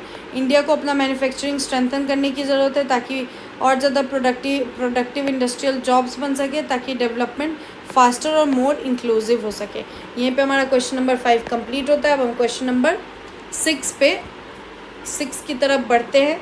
उससे पहले आपका गिव अवे का पहला क्वेश्चन आता है, जो कि है which organisation publishes India's annual economic survey. फिर से मैं बोल रही हूँ, which organisation publishes India's annual economic survey. ये आपका गिव अवे का पहला क्वेश्चन है, इसका आंसर आपको कमेंट में लिखना है। अब हम क्वेश्चन 6 पे आते हैं। सर्विस सेक्टर जो है वो आउट परफॉर्म कर दिया अदर सेक्टर को इंडियन इकोनॉमी में। इसका कंट्रीब्यूशन जीडीपी और एम्प्लॉयमेंट और एफडीआई में क्या है, इसको एग्जामिन करना है, ठीक है। और क्वेश्चन नंबर डिस्कस इंडिया का जो सर्विस सेक्टर है वो कैसे क्रिटिकल रोल प्ले किया रिफॉर्म और लिबरलाइजेशन इंटीग्रेशन वर्ल्ड इकोनॉमी इसमें को लाने में, और क्या what sustainable service led growth को क्या क्या चीज़ें लिमिट कर सकती है, रोक सकती हैं। इन सारी चीज़ों को हमें आंसर करना है। स्टार्ट करते हैं। इंडियन सर्विस सेक्टर जो है वो बहुत ज़्यादा डायनेमिक, बहुत चेंजिंग और फास्टेस्ट ग्रोइंग सेक्टर है इकोनॉमी में। आफ्टर इकोनॉमिक रिफॉर्म्स के बाद, सिंस लिबरलाइजेशन 1991 में लिबरलाइजेशन के बाद ये सेक्टर जो है वो बहुत तेज़ी से एक्सपेंड किया, बढ़ा है, और एग्रीकल्चर और इंडस्ट्री से ज़्यादा कंट्रीब्यूट किया है नेशनल इनकम में। इसमें क्या क्या आता है सर्विस सेक्टर में? ट्रेड आता है, ट्रांसपोर्ट आता है, बैंकिंग आता है, इंश्योरेंस आता है, एजुकेशन आता है, हेल्थ आता है, टूरिज़्म आता है, कम्युनिकेशन आता है, और इंफॉर्मेशन टेक्नोलॉजी आता है। The growth of services has played an important role in, जो सर्विस सेक्टर का ग्रोथ है उसने इंडिया के डेवलपमेंट में बहुत इंपॉर्टेंट रोल प्ले किया है, और इंडिया को ग्लोबल इकोनॉमी से कनेक्ट करने में भी। At the same time dependence on service alone also create some challenges. खाली अकेले सर्विस पे डिपेंडेंट रहना बहुत सारे चैलेंजेस के साथ आता है। लॉन्ग टर्म ग्रोथ में लॉन्ग टर्म ग्रोथ के लिए बहुत सारा चैलेंजेस लेकर आता है। मेन बॉडी पे आते हैं major contribution to GDP and economic growth. जो सर्विस सेक्टर है उसका कंट्रीब्यूशन सबसे ज़्यादा है इंडिया के जीडीपी में, और वो भी बहुत सालों से। Today it contribute more than half of national income. 50 मतलब आधा से ज़्यादा नेशनल इनकम जो है उसमें कंट्रीब्यूशन सर्विस सेक्टर का ही है, और main driver of economic growth का मेन ड्राइवर है। Sectors like IT, telecommunication, finance and business services, ये सारे जो सेक्टर्स है रिफॉर्म आने के बाद 1991 के रिफॉर्म के बाद बहुत तेज़ी से बढ़े हैं compare to agriculture and manufacturing. Agriculture और मैन्युफैक्चरिंग सेक्टर के कंपैरिजन में सर्विसेज जो है वो स्ट्रॉन्गर हुई हैं और ज़्यादा स्टेबल हुई हैं, और इससे जो है वो इनकम, टैक्स रेवेन्यू और इन्वेस्टमेंट इकोनॉमी में ये इंक्रीज़ देखने को मिला है। इन सारे कॉन्टीन्यूअस एक्सपेंशन के कारण जो सर्विस सेक्टर है वो लीडिंग सेक्टर इंडिया के इकोनॉमिक डेवलपमेंट में बन गया। कंट्रीब्यूशन टू एम्प्लॉयमेंट, और ये सर्विस सेक्टर का एम्प्लॉयमेंट और अर्बन मतलब राइजिंग अर्बन अपॉर्चुनिटीज़ में कंट्रीब्यूशन क्या है? सर्विस सेक्टर जो है वो लार्जर एम्प्लॉयमेंट अपॉर्चुनिटीज़ लेकर आने में बहुत इंपॉर्टेंट रोल प्ले किया है, बहुत सारा एम्प्लॉयमेंट जनरेट किया है अकेला सर्विस सेक्टर। ये जॉब्स प्रोवाइड करता है किस चीज़ में? रिटेल, ट्रेड में, ट्रांसपोर्ट में, होटल्स में, एजुकेशन में, हेल्थ केयर में, बैंकिंग में, टूरिज़्म में और आईटी सेक्टर में। अर्बन एरियाज़ जो होती हैं वो मेजर एम्प्लॉयमेंट ग्रोथ देखी है through offices, private companies, service businesses, और skilled youth gained employment in IT, finances, while other found work. जो लोग कुछ यूथ इधर आ गए, कुछ यूथ ट्रांसपोर्ट, ट्रेड और टूरिज़्म में चले गए। जो एम्प्लॉयमेंट ग्रोथ है वो जीडीपी ग्रोथ से तभी भी मैच नहीं हो पा रहा है, क्योंकि कुछ मॉडर्न सर्विसेज जो है उनमें हाई स्किल्स की रिक्वायरमेंट है, और employ fewer workers compare to agriculture, और उनमें वर्कर्स कम हैं एग्रीकल्चर और मैन्युफैक्चरिंग के कंपैरिजन में। Important source of FDI and reform after liberalisation. 1991 के रिफॉर्म के बाद इंडिया ने बहुत सारी सर्विसेज एक्टिविटीज़ जो है वो प्राइवेट और फॉरेन इन्वेस्टमेंट के लिए खोल दी थी। इससे क्या होता है कि फॉरेन डायरेक्ट इन्वेस्टमेंट आने लगा था सेक्टर्स जैसे कि finances, telecommunication, computer services and business services में। एफडीआई जो है वो कैपिटल, मॉडर्न टेक्नोलॉजी और बहुत ज़्यादा अच्छा मैनेजमेंट प्रैक्टिसेस लेके आने लगी। बैंकिंग और टेलीकॉम जो है वो इम्प्रूव हुआ रैपिडली, क्योंकि कंपटीशन और प्राइवेट पार्टिसिपेशन इंक्रीज़ होने के कारण। लिबरलाइजेशन भी रिड्यूस हो गया। Government control and encourage private government control liberalisation reduce कर दिया गवर्नमेंट कंट्रोल और एनकरेज किया प्राइवेट इंटरप्राइजेस को। इसका रिजल्ट ये हुआ कि जो सर्विस सेक्टर है वो one of the biggest beneficiary बन गया इकोनॉमिक रिफॉर्म का और मॉडर्नाइज किया इकोनॉमी को, इकोनॉमी में मॉडर्नाइजेशन लेके आया। Integration with the world economy, कैसे ग्लोबलाइजेशन का रोल क्या किया है। इंडिया का जो सर्विस सेक्टर है वो बहुत मेजर रोल प्ले किया है इंडिया को वर्ल्ड इकोनॉमी से कनेक्ट करने में। Information technology, software export India को ग्लोबल रिकग्निशन दिलाया है।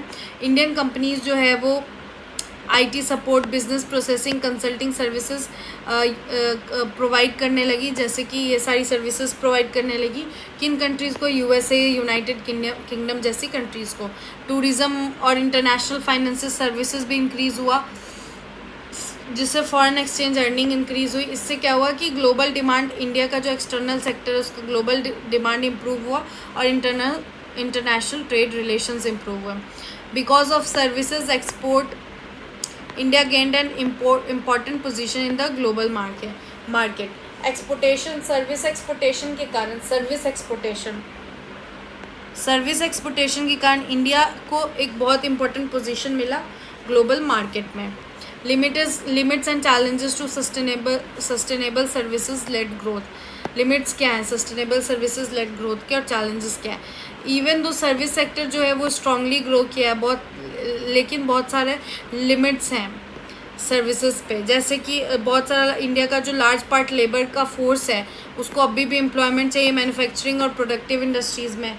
बहुत सारी सर्विस जॉब्स हैं जिसमें एजुकेशन और डिजिटल स्किल रिक्वायर्ड है, जो कि हर वर्कर्स के पास नहीं है। रीजनल इनइक्वालिटी भी देखा गया है, बिकॉज सर्विस ग्रोथ जो है वो मेजर सिटीज़ में ही कॉन्सेंट्रेटेड है। फिर ग्लोबल स्लो डाउन भी रिड्यूस, मतलब demands of export like IT services का डिमांड भी कम हो गया है, तो इससे ग्लोबल स्लो डाउन भी हो गया। और लॉन्ग टर्म बैलेंस डेवलपमेंट के लिए इंडिया को चाहिए कि एग्रीकल्चर और मैन्युफैक्चरिंग में ग्रोथ भी उतने ही तेज़ी से करे जितना सर्विस में हो रहा है। सर्विस के साथ साथ एग्रीकल्चर और मैन्युफैक्चरिंग सेक्टर में भी ग्रोथ करना है। कंक्लूजन पे आते हैं, इंडिया का जो सर्विस सेक्टर है वो क्लियरली आउट परफॉर्म कर गया एग्रीकल्चर और इंडस्ट्री को रिसेंट डिकेड में। ये बहुत strong contribution GDP, employment, FDI और ग्लोबल इंटीग्रेशन में प्ले किया है लिबरलाइजेशन के बाद, और ये बहुत ही मेजर स्ट्रेंथ बन गया इंडियन इकोनॉमी का। हाउएवर सर्विस जो है अकेले इंश्योर नहीं कर सकता है बैलेंस और इंक्लूसिव डेवलपमेंट। सस्टेनेबल ग्रोथ जो है वो कोऑर्डिनेशन रिक्वायर करता है, कोऑर्डिनेशन डिमांड करता है सर्विस, एग्रीकल्चर और मैन्युफैक्चरिंग के बीच में, ताकि जो इनकम, एम्प्लॉयमेंट और डेवलपमेंट जो है वो सारे सेक्शन ऑफ सोसाइटी को में बढ़ सके, सबको ही मिल सके। ठीक है, अब आते हैं हम क्वेश्चन नंबर 7 पे। What is demographic डिवाइडेंट, what factor influence it's size. Demographic dividend क्या है और क्या फैक्टर्स इन्फ्लुएंस करती है इसकी साइज पे, और हाउ डू जो डेमोग्राफिक डिवाइडेंस और डेमोग्राफिक डेप्थ है वो इंडिया की ग्रोथ को कैसे अफेक्ट करता है। चलो इसका आंसर समझते हैं। पहले हम इसका मीनिंग समझते हैं। Demographic dividend means the economic benefit a country gets when the working age population 15 to 64 becomes larger than the dependent population, children and elderly.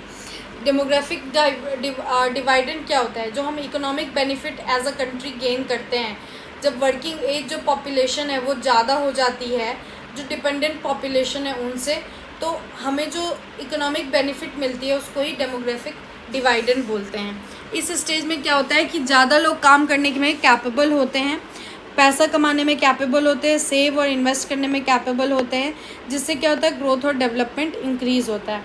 India जो है one of the youngest countries है in the world, इससे this creates a major opportunity for, इससे क्या होता है कि one of the youngest होने के कारण इकोनॉमिक ग्रोथ के चांसेस हाई हो जाते हैं। पर ये अपॉर्चुनिटी जो है वो चैलेंज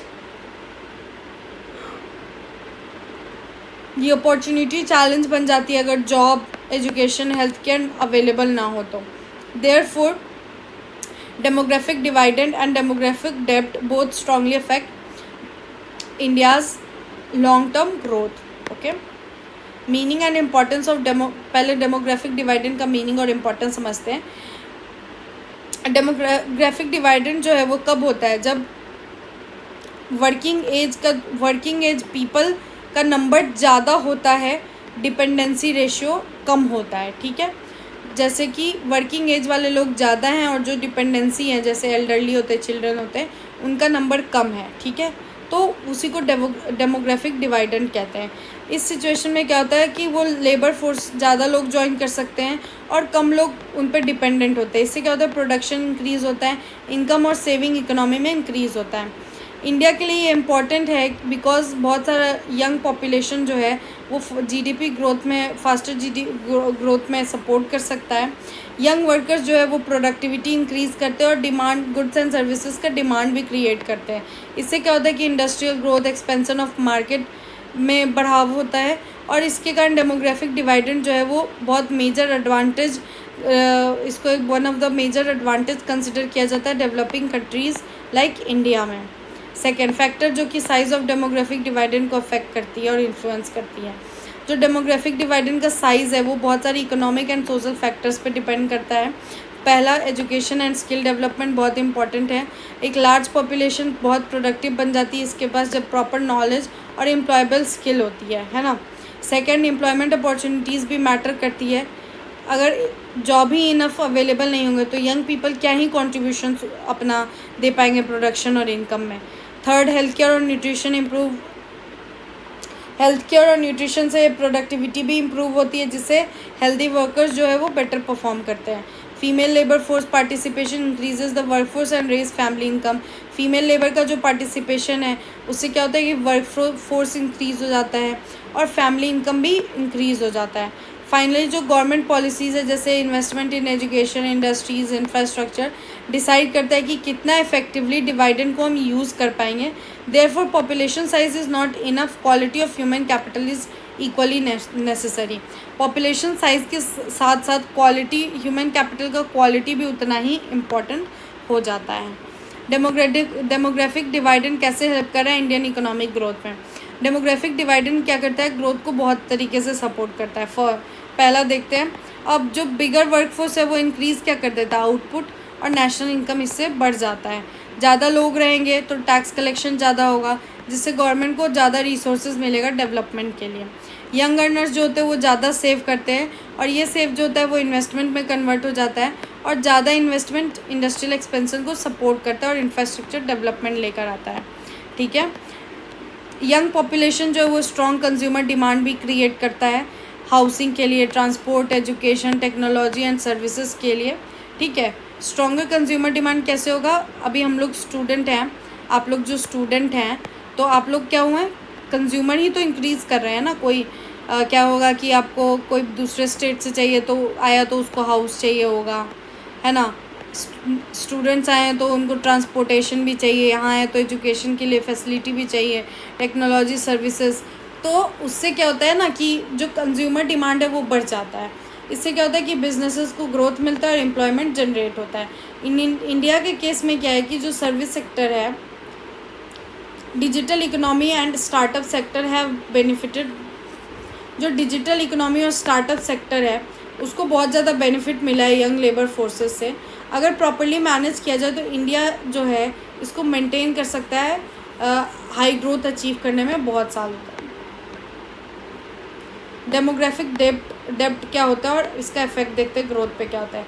डेमोग्राफिक डेब्ट जब कब होता है, जब एक कंट्री जो है अपने पॉपुलेशन को प्रोडक्टिव ह्यूमन कैपिटल बनाने में फेल हो जाती है। Instead of becoming an economic advantage the population become a burden. समझ गए आप क्या होता है, आप किसी फ़ायदे नहीं आ रहे, आप नुकसान आ रहे हैं, तो इसी को हम ये डेमोग्राफिक डेब्ट कहेंगे, ठीक है। आपसे हम फ़ायदा नहीं निकलवा पा रहे और नुकसान भले ही बढ़े जा रहा है, तो यही हुआ। इस कब होता है, जब एम्प्लॉयमेंट ज़्यादा होता है, स्किल का लेवल लो होता है, पुअर हेल्थ केयर होता है, इनइक्वालिटी होता है। इन सब रीजंस के कारण प्रोडक्टिविटी डिक्रीज़ हो जाती है। जब एक एजुकेटेड यूथ को जॉब नहीं मिलता है, इनकम में प्रॉब्लम होती है, प्रोडक्टिविटी लो रहती है, तो इससे क्या होता है कि पॉवर्टी और सोशल प्रेशर भी इंक्रीज़ होता है। इंडिया में जो यूथ है वो एम्प्लॉयमेंट और अंडर एम्प्लॉयमेंट के एम्प्लॉयमेंट इंडियन यूथ के लिए अनएम्प्लॉयमेंट जो है वो एक सीरियस कंसर्न है। बहुत सारे लोग हैं, वो लोग प्रोडक्टिविटी इनफॉर्मल जॉब्स में काम कर रहे हैं। रीजनल डिफरेंसेस एजुकेशन और हेल्थ ऑल्सो, ये रीजनल डिफरेंसेस एजुकेशन और हेल्थ, ये तीनों चीज़ों भी ओवरऑल ग्रोथ को बहुत अफेक्ट करती हैं। अगर ये सारी प्रॉब्लम्स कंटिन्यू रही तो इंडिया जो है वो डेमोग्राफिक ट्रांजिशन का जो एडवांटेज है, जो बेनिफिट है, वो मिस कर देगा। और इस केस में क्या होगा कि पॉपुलेशन जो है, प्रेशर जो है वो डेमोग्राफिक डेप्थ क्रिएट करेगा और डेवलपमेंट को स्लो कर देगा। अब हम आते हैं अपने गिव अवे के क्वेश्चन नंबर 2 पे।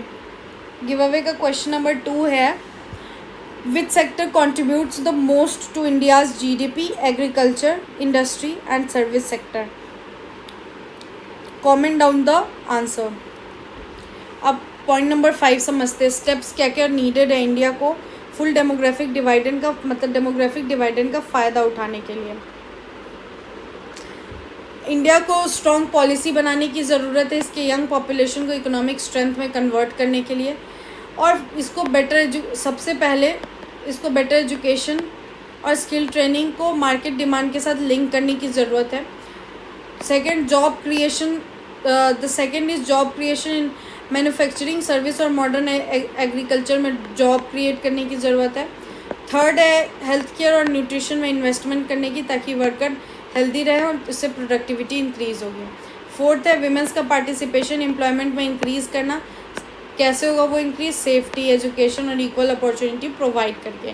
फिफ्थ क्या है? बैलेंस्ड और रीजनल डेवलपमेंट, ताकि जो यंगर पॉपुलेशन है उनको इंडस्ट्रीज़ और इंफ्रास्ट्रक्चर मिल सके। ये सारी जो मेजर्स है वो इंडिया को डेमोग्राफिक डिवाइडेंड का अच्छा पूरा फ़ायदा उठाने में और डेमोग्राफिक डेप्थ डिक्रीज़ करने में, अवॉइड करने में हेल्प कर सकती हैं। कंक्लूज़न पे आते हैं, डेमोग्राफिक डिवाइडेंड जो है वो इंडिया को हिस्टोरिक अपॉर्चुनिटी देता है, क्योंकि इसके पास लार्ज यंग पॉपुलेशन है जिसके पास पोटेंशियल है GDP इंक्रीज़ करने का, एम्प्लॉयमेंट, सेविंग और लॉन्ग टर्म डेवलपमेंट का। लेकिन ये बेनिफिट जो है वो ऑटोमेटिक नहीं होगा। बिना education, skill, health care, job, demographic dividend जो है वो एक डेमोग्राफिक डेप्थ में कन्वर्ट हो जाता है। देयरफॉर इंडिया का जो फ्यूचर ग्रोथ है वो डिपेंड करता है कि कितना इफेक्टिवली ये इन्वेस्ट करके अपने लोगों को कन्वर्ट करता है, अपने पॉपुलेशन को कन्वर्ट करता है एक प्रोडक्टिव ह्यूमन कैपिटल में। ठीक है, अब हम आते हैं क्वेश्चन नंबर 8 पे। इलाबोरेट ऑन की areas of focus and trade priorities that can enhance India's trade opportunities in the evolving global context. हमें की एरियाज ऑफ फोकस बताना है और ट्रेड प्रायोरिटीज़ बताना है जो इंडिया के ट्रेड अपॉर्चुनिटीज़ को इवॉल्व कर सकता है, ग्लोबल कॉन्टेक्स्ट से बताना है। ठीक है, ग्लोबल कॉन्टेक्स्ट से बताना है। और outline recent development in Indian economy and medium term outlook. What could be a new strategy, trade plan in changing geopolitical landscape. इन दोनों क्वेश्चन को एक्सप्लेन करते हैं। चलो आंसर। इंडिया का जो ट्रेड और इकोनॉमिक स्ट्रैटेजी है वो चेंज हो रहा है, क्योंकि ग्लोबल इकोनॉमी भी बहुत तेज़ी से चेंज हो रहा है। प्रॉब्लम्स जैसे कि geopolitical tension, supply chain disruption, inflation, ये सारी जो चेंजिंग ट्रेड पार्टनरशिप, ये सारी चीज़ें जो है वो चैलेंजेस लेके आ रही हैं और न्यू अपॉर्चुनिटीज़ भी लेके आ रही हैं। सेम टाइम पे इंडिया जो है वो स्ट्रॉन्ग इकोनॉमिक ग्रोथ भी दिखा रहा है, राइजिंग एक्सपोर्ट्स में राइज है, इंक्रीजिंग इम्पोर्टेंस, वर्ल्ड मार्केट में इसका इम्पोर्टेंस भी इंक्रीज़ हुआ है। इन दिस चेंजिंग अभी के बदलते हुए ग्लोबल कॉन्टेक्स्ट में इंडिया को अपना मेन फोकस बना के रखना है की ट्रेड अपने ट्रेड को बहुत प्रायोरिटाइज़ करके रखना और ट्रेड प्लान बहुत स्ट्रैटेजिक बनाना है, ताकि ग्रोथ जो है वो स्ट्रेंथन हो सके और कॉम्पिटिटिवनेस इम्प्रूव हो सके और लॉन्ग टर्म इकोनॉमिक स्टेबिलिटी आ सके। मेन बॉडी पे आते हैं strengthening export and diversifying market. India का फर्स्ट प्रायोरिटी है वो हमेशा एक्सपोर्ट इंक्रीज़ करना होना चाहिए और डिपेंडेंसी कुछ मार्केट्स पे ये तो इन चीज़ों को कम करने की ज़रूरत है ना, इससे लिमिटेशन आता है। ट्रेडिशनली जो है वो इंडिया एक्सपोर्ट करता है मेनली US और यूरोप को, बट अभी के टाइम में प्रेजेंट में सिचुएशंस इंडिया को अपना जो फोकस है वो एशिया, अफ्रीका, लैटिन अमेरिका और मिडिल ईस्ट की तरफ भी लेके डाइवर्सिफाई करना चाहिए। इससे क्या होगा कि रिस्क कम होगा और अपॉर्चुनिटीज़ बढ़ेंगी। इंडिया को है वो कुछ सेक्टर्स को प्रमोट करना चाहिए जहाँ इसका स्ट्रेंथ है, जैसे कि IT services, pharmaceutical, engineering, goods, textiles, agriculture products और डिजिटल सर्विसेज। एक्सपोर्ट डाइवर्सिफिकेशन जो है उससे फॉरेन एक्सचेंज इंप्रूव होगा, फॉरेन एक्सचेंज अर्निंग इंप्रूव होगी और इससे इंडिया का पोजीशन ग्लोबल ट्रेड में भी स्ट्रेंथन होगा। इस स्ट्रैटेजी से हम और ज़्यादा इम्पोर्टेंट बन सकते हैं। ये स्ट्रैटेजी और ज़्यादा इम्पॉर्टेंट हो जाती है जब इंटरनेशनल ट्रेड वॉर और इकोनॉमिक स्लोडाउन से जूझ रहा होता है। ठीक है, recent development in Indian economy and medium term outlook देखते हैं। चलो, रिसेंट ईयर्स में क्या हुआ है कि इंडिया जो है वो one of the fastest growing major economies है पूरे वर्ल्ड में। जीडीपी ग्रोथ जो है वो supported by strong domestic demand, GDP growth में कैसे हम लोग सपोर्ट कर रहे हैं, strong domestic demand, digital expansion, public, अच्छा ये ग्लोबल कॉन्टेक्स्ट से बताना है ना, तो पब्लिक इन्वेस्टमेंट, उसके बाद recovery in services. Foreign investment जो है वो अभी भी बहुत ही इम्पॉर्टेंट है मैन्युफैक्चरिंग, टेक्नोलॉजी और इंफ्रास्ट्रक्चर सेक्टर में। जो मीडियम टर्म आउटलुक है इंडिया के लिए वो बहुत पॉजिटिव है, क्योंकि यंग पॉपुलेशन है यहाँ पे, अर्बनाइजेशन इंक्रीज़ हो रहा है और डोमेस्टिक कंजप्शन भी बढ़ रहा है। गवर्नमेंट जो है वो infrastructure, digital economy, make in India, production link incentives, government का जो ये सब है इंफ्रास्ट्रक्चर फोकस, उनका इंफ्रास्ट्रक्चर के टुवर्ड, डिजिटल इकोनॉमी के टुवर्ड, मेक इन इंडिया जो है उन सब के टुवर्ड, इससे क्या होगा कि प्रोडक्शन लिंक इंसेंटिव्स जो है इससे जो है ग्रोथ सपोर्ट होगा आगे भी चल के। हाउएवर इन्फ्लेशन, अनएम्प्लॉयमेंट और जो ग्लोबल अनसर्टेनिटी है वो इम्पोर्टेंट चैलेंजेस हैं। देयरफॉर इंडिया जो है उसको अपना ग्रोथ को बहुत बैलेंस करके चलना चाहिए स्टेबिलिटी के साथ। Build a new strategic trade plan in changing geopolitical condition. जो जियोपॉलिटिकल इन्वायरमेंट है वो चेंज हो रहा है और इस कारण से ट्रेड स्ट्रैटेजी बनाना और ज़्यादा इम्पॉर्टेंट हो गया पहले से भी ज़्यादा। Tension between major economies and supply chain disruption have encouraged many countries to search for reliable partners. मतलब कि मतलब मेजर इकोनॉमीज़ में टेंशन, सप्लाई चेन डिसरप्शन, इन सारी चीज़ों ने इनकरेज किया है ताकि कंट्रीज़ को दूसरा रिलायबल पार्टनर ढूंढने में, और इंडिया इस अपॉर्चुनिटी को यूज़ कर सकता है एक trusted manufacturing and trade hub बन के। एक स्ट्रॉन्ग ट्रेड प्लान जो है वो उसमें क्या क्या इंक्लूडेड रहता है, free trade agreement with important countries, logistic improve करना, पोर्ट्स पे ट्रेड बैरियर्स रिड्यूस करना और डोमेस्टिक इंडस्ट्रीज़ को इनकरेज करना। इंडिया जो है उसको फोकस करना चाहिए सेल्फ रिलायंस पे इन कुछ क्रिटिकल सेक्टर्स में, और मतलब कि दोनों साथ साथ लेकर चलना है, ग्लोबल मार्केट से कनेक्टेड भी रहना है और जो कुछ क्रिटिकल सेक्टर्स है उसमें खुद पे डिपेंडेंसी होनी चाहिए, किसी और पे नहीं। ठीक है, ये यहाँ पे बोल रहे हैं। इससे क्या होता है कि जो डोमेस्टिक स्ट्रेंथ है वो उसमें इसमें बैलेंस बनता है, बैलेंसेस बिटवीन डोमेस्टिक स्ट्रेंथ और इंटरनेशनल कोऑपरेशन भी इम्प्रूव होता है और लॉन्ग टर्म ट्रेड अपॉर्चुनिटीज़ भी बनती हैं। अब 4 पे आते हैं, टेक्नोलॉजी पे focus, manufacturing and value addition.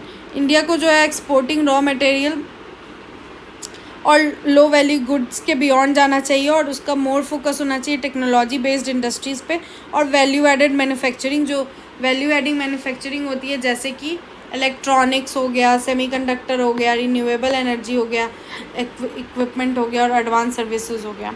Digital trade and e commerce are also creating new digital trade और ई कॉमर्स न्यू अपॉर्चुनिटीज़ लेके आ रही है। इंडिया का जो आईटी सेक्टर है और स्टार्टअप इकोसिस्टम है can help expand, global business expand करने में हेल्प कर सकता है। अगर इंडिया अपना इनोवेशन, स्किल डेवलपमेंट और इंडस्ट्रियल प्रोडक्टिविटी इंक्रीज़ करे तो ये बहुत ज़्यादा इंटरनेशनली कॉम्पिटिटिव बन सकता है और ये इससे क्या होगा कि एक्सपोर्ट इंक्रीज़ होगा और एम्प्लॉयमेंट दोनों ही इंक्रीज़ होगा। Sustainable and inclusive trade growth जो है उसको सस्टेनेबल होना चाहिए और बहुत इंक्लूसिव होना चाहिए। Agriculture, MSMEs and labour intensive industries को सपोर्ट मिलना चाहिए ताकि जो बेनिफिट, ट्रेड का जो बेनिफिट है वो ज़्यादा से ज़्यादा लोगों तक पहुंच सके। Better infrastructure, easier access to finances and skill development can help smaller producers participate in exports. ठीक है। ग्लोबल लेवल पे देखा जाए तो जो ग्रीन ट्रेड और क्लीन एनर्जी है वो और ज़्यादा इम्पॉर्टेंट बन रहा है धीरे धीरे। इंडिया को इस चीज़ में इंडिया को रिन्यूएबल एनर्जी, सस्टेनेबल मैन्युफैक्चरिंग और इन्वायरमेंट फ्रेंडली एक्सपोर्ट्स से बेनिफिट गेन करना चाहिए। इससे क्या होगी कि ट्रेड अपॉर्चुनिटीज़ इम्प्रूव होगी और लॉन्ग टर्म इकोनॉमिक डेवलपमेंट भी होगा। India's recent economic performance shows strong potential. India का अभी का इकोनॉमिक परफॉर्मेंस बहुत स्ट्रॉन्ग पोटेंशियल दिखाता है, इंडिया में कितना स्ट्रॉन्ग पोटेंशियल है। लेकिन ग्लोबल इन्वायरमेंट जो है वो हमेशा अनसर्टेन रहता है। इस हालात में इंडिया को प्रैक्टिकल ट्रेड स्ट्रैटेजी बेस्ड अपनाना चाहिए और एक्सपोर्ट डाइवर्सिफिकेशन करना चाहिए। मैन्युफैक्चर को स्ट्रॉन्ग मैन्युफैक्चरिंग को स्ट्रॉन्ग करना चाहिए। ट्रेड पार्टनरशिप्स, नए ट्रेड पार्टनरशिप बनाना चाहिए। टेक्नोलॉजी इंप्रूव करना चाहिए। सस्टेनेबिलिटी इंप्रूव करना चाहिए। अगर ये सारी प्रायोरिटीज़ को फॉलो किया जाए इफ़ेक्टिवली तो इंडिया ट्रेड अपॉर्चुनिटीज़ एक्सपेंड कर सकता है और अपनी इकोनॉमिक ग्रोथ को मेंटेन कर सकता है और उसका ग्लोबल इकोनॉमी में जो रोल है उसको भी स्ट्रेंथन कर सकता है आने वाले कुछ सालों में। यहीं पे हमारा क्वेश्चन नंबर 8 ख़त्म हुआ। अब हम क्वेश्चन नंबर 9 पे आते हैं। क्यों इंडिया जो है वो ग्लोबल गुड्स एंड ट्रेड्स में लो उसका जो शेयर है वो बहुत कम है और स्टेगनेंट है, बहुत रुका हुआ और धीमा है। कैसे इंडिया का जो ट्रेड पॉलिसी है उसके ग्लोबल वैल्यू चेन में पार्टिसिपेशन को अफेक्ट करता है। चलो देखते हैं। India India one of the fastest growing economies है पूरी दुनिया में, बट इसका जो ग्लोबल गुड्स में शेयर है वो बहुत ही लो है दूसरी कंट्रीज़ के कंपैरिजन में, जैसे चाइना, वियतनाम। और eight the same time participation in global value chains, जहाँ पे प्रोडक्शन जो है वो डिफरेंट कंट्रीज़ के साथ होती है, वो भी इम्पॉर्टेंट है वर्ल्ड ट्रेड में। इंडिया का जो ट्रेड पॉलिसी है वो डायरेक्टली अफेक्ट होता है एक्सपोर्ट, इंपोर्ट और फॉरेन इन्वेस्टमेंट से, तो इसलिए वो इंडिया का रोल भी शेप करता है जीवीसीज़ में। इसलिए रीज़न लो ट्रेड शेयर और impact of low trade policy, इन सारी मतलब कि लो ट्रेड शेयर का रीज़न क्या है ये समझना और ट्रेड पॉलिसी का इम्पैक्ट क्या है, ये सब इंडिया के फ्यूचर ग्रोथ के लिए बहुत इंपॉर्टेंट हो जाता है। मेन बॉडी पे आता है high tariffs and protectionist trade policy. एक मेजर रीज़न इंडिया का low share in global good trade है बहुत ही हाई इम्पोर्ट ड्यूटीज़ बहुत सारे गुड्स पे। India has often followed a protective, India बहुत प्रोटेक्टिव ट्रेड पॉलिसी फॉलो करता है ताकि डोमेस्टिक इंडस्ट्रीज़ को सपोर्ट प्रोवाइड करने के लिए। इवन तो ये लोकल प्रोड्यूसर्स को तो कुछ सेक्टर में हेल्प करता है, लेकिन imported raw materials and components को कॉस्टली बना देता है। इसके कारण क्या होता है कि इंडियन फर्म को हायर प्रोडक्शन कॉस्ट झेलना पड़ता है, जिससे कॉम्पिटिटिव कम होता है, कॉम्पिटिशन कम हो जाता है इंटरनेशनल मार्केट में। ये इंडिया का जो पार्टिसिपेशन है जीवीसी में उसको भी अफेक्ट करता है और ग्लोबल कंपनीज़ जो है वो वैसे कंट्रीज़ को फोकस करती हैं जहाँ पे इनपुट्स जो है उसको हम लोग ईजिली और चीपली अक्रॉस बॉर्डर मूव कर सके, है ना, आसानी से जहाँ काम हो सके और इनपुट आ सके। जब टैरिफ्स हाई होंगे तो फर्म जो है वो इंडिया को अवॉइड करेगा और अपना प्रोडक्शन जो है वो उन कंट्रीज़ की तरफ लेके जाएगा जहाँ पे ओपन ट्रेड पॉलिसीज़ हैं। एज अ रिज़ल्ट क्या होता है कि इंडिया जो है बहुत सारी अपॉर्चुनिटीज़ खो देता है मैन्युफैक्चरिंग एक्सपोर्ट में। उसके बाद second, weak manufacturing sector and infrastructure gap. India जो मैन्युफैक्चरिंग सेक्टर है वो बहुत धीरे धीरे ग्रो कर रहा है, जितना हमें उम्मीद था उसके कंपैरिजन में।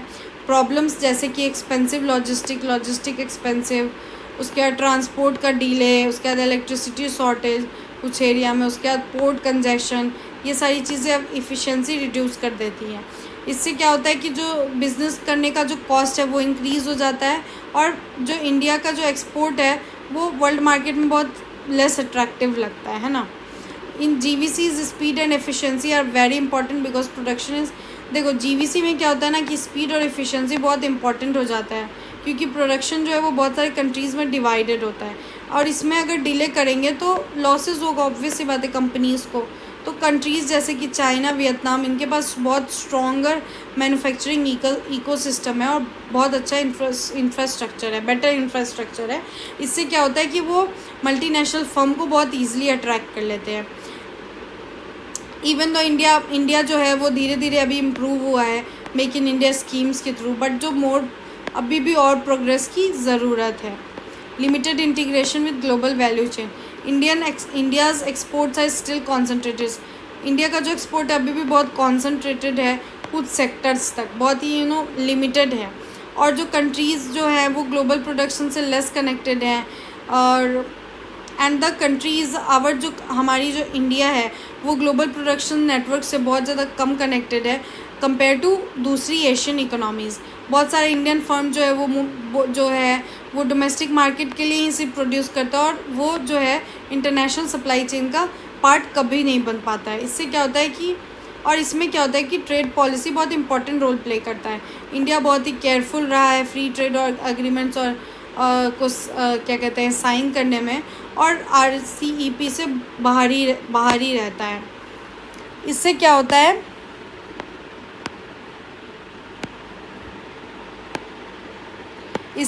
है कि this reduces easy access to major market. इससे क्या होता है कि जो मेजर मार्केट का एक्सेस है वो कम हो जाता है और रीजनल सप्लाई चेन भी अफेक्ट होता है। इसके कारण इंडिया का जो फर्म है वो बहुत सारा डिफ़िकल्टी फेस करता है इंटरनेशनल प्रोडक्शन नेटवर्क में घुसने में, जहाँ पे ट्रेड एग्रीमेंट्स जो है वो कॉम्पिटिटर को एडवांटेजेस दे के चले जाते हैं। Quality, technology and skill related challenge. Global trade जो है वो सिर्फ और सिर्फ लो कॉस्ट पे नहीं डिपेंडेंट है, बट प्रोडक्ट क्वालिटी, टेक्नोलॉजी और स्किल लेबर्स भी चाहिए उन्हें। बहुत सारी इंडियन इंडस्ट्रीज़ है जैसे स्मॉल एंड मीडियम इंटरप्राइजेज़ हैं, वो प्रॉब्लम फेस करती है टेक्नोलॉजी अडॉप्ट करने में। कोई भी नया टेक्नोलॉजिकल एडवांसमेंट आया उसको अडॉप्ट करने में, इनोवेशन को मतलब अडाप्टेशन बहुत स्लो है और इंटरनेशनल स्टैंडर्ड्स को मीट करने में। इससे क्या होता है कि एक्सपोर्ट ग्रोथ और GVC पार्टिसिपेशन लिमिट हो जाता है और मल्टीनेशनल कंपनीज़ जो है वो ऐसे सप्लायर को चूज़ करती हैं जो कि हाई क्वालिटी गुड्स समय पे दे सके और लार्ज स्केल पे दे सके। तो इंडिया के पास बहुत स्ट्रॉन्ग लेबर फोर्स है, डिजिटल कैपेबिलिटी भी ग्रो हो रहा है, लेकिन स्किल गैप बहुत ज़्यादा है और प्रोडक्टिविटी भी कुछ सेक्टर्स में कम है, जिसके कारण कॉम्पिटिटिवनेस कम हो जाता है। इससे क्या होता है कॉम्पिटिटिवनेस कम हो जाता है। टेक्नोलॉजी इंप्रूव करना और स्किल डेवलपमेंट करना बहुत नेसेसरी हो गया है ट्रेड परफॉर्मेंस को अच्छा करने के लिए। अब देखते हैं रीसेंट रिफॉर्म्स क्या हैं और फ्यूचर अपॉर्चुनिटीज़ क्या क्या हैं। रीसेंट ईयर्स में इंडिया जो है वो बहुत इंपॉर्टेंट स्टेप्स जैसे कि production linked incentives, PLI schemes, new trade agreements with countries like UAE and Australia, digital trade reforms, investment promotion, इन सबको क्या कहते हैं इंट्रोड्यूस करी है। ये पॉलिसीज़ जो है उनका एम होता है एक्सपोर्ट इंक्रीज़ करना और फॉरेन कंपनीज़ को अट्रैक्ट करना। ये जो रिफॉर्म्स है वो इंडिया को GVC ज्वाइन करने में हेल्प करता है और ज़्यादा एक्टिव तरीके से इन सेक्टर्स लाइक जैसे कि किन किन सेक्टर्स में, electronics, pharmaceuticals, automobiles and textile sector में। अगर इंडिया अपनी ट्रेड बैरियर्स को रिड्यूस करेगा और लॉजिस्टिक को इम्प्रूव करेगा और स्ट्रॉन्गर इंडस्ट्रियल कैपेसिटी बनाएगा तो इसका जो ग्लोबल गुड्स ट्रेड में जो शेयर है वो बढ़ जाएगा। तो जो चेंजिंग ग्लोबल इन्वायरमेंट है वो इंडिया को चांस भी देता है as companies look to diversify away from. किसी एक कंपनी पे वो लोग भी डिपेंडेंसी नहीं चाहते, तो वो चांस देना चाहते हैं इंडिया को भी। तो इसीलिए इंडिया को अपना ट्रेड पॉलिसी थोड़ा सा क्या कहते हैं ईजी बनाना चाहिए और लॉजिस्टिक इम्प्रूव करना चाहिए। इन कंक्लूज़न क्या है कि इंडिया जो है वो ग्लोबल गुड ट्रेड में अपना शेयर जो है उसका शेयर जो है वो अभी भी लो है, क्योंकि टैरिफ हाई हैं, मैन्युफैक्चरिंग कमज़ोर है, इंफ्रास्ट्रक्चर प्रॉब्लम है और लिमिटेड इंटीग्रेशन है ग्लोबल वैल्यू चेन से। ट्रेड पॉलिसी जो है उसका डायरेक्ट इम्पैक्ट है इंडियाज़ का trade policy has a direct impact on India's participation in GVC। Trade policy का डायरेक्ट इम्पैक्ट है इंडिया के पार्टिसिपेशन में इंडिया का GVC पार्टिसिपेशन में, क्योंकि ये इन्फ्लुएंस करता है कॉस्ट, इन्वेस्टमेंट और मार्केट एक्सेस भी। बट रीसेंट रिफॉर्म्स और बेटर ट्रेड स्ट्रैटेजी इंडिया को जो है वो इंडिया का जो पोटेंशियल एक्सपोर्ट करने का वो और ज़्यादा बढ़ा रही है, स्ट्रेंथन कर रही है और इम्पॉर्टेंट रोल प्ले कर रही है ग्लोबल ट्रेड में आने वाले सालों में। अब हम आते हैं अपने गिव अवे के लास्ट क्वेश्चन पे।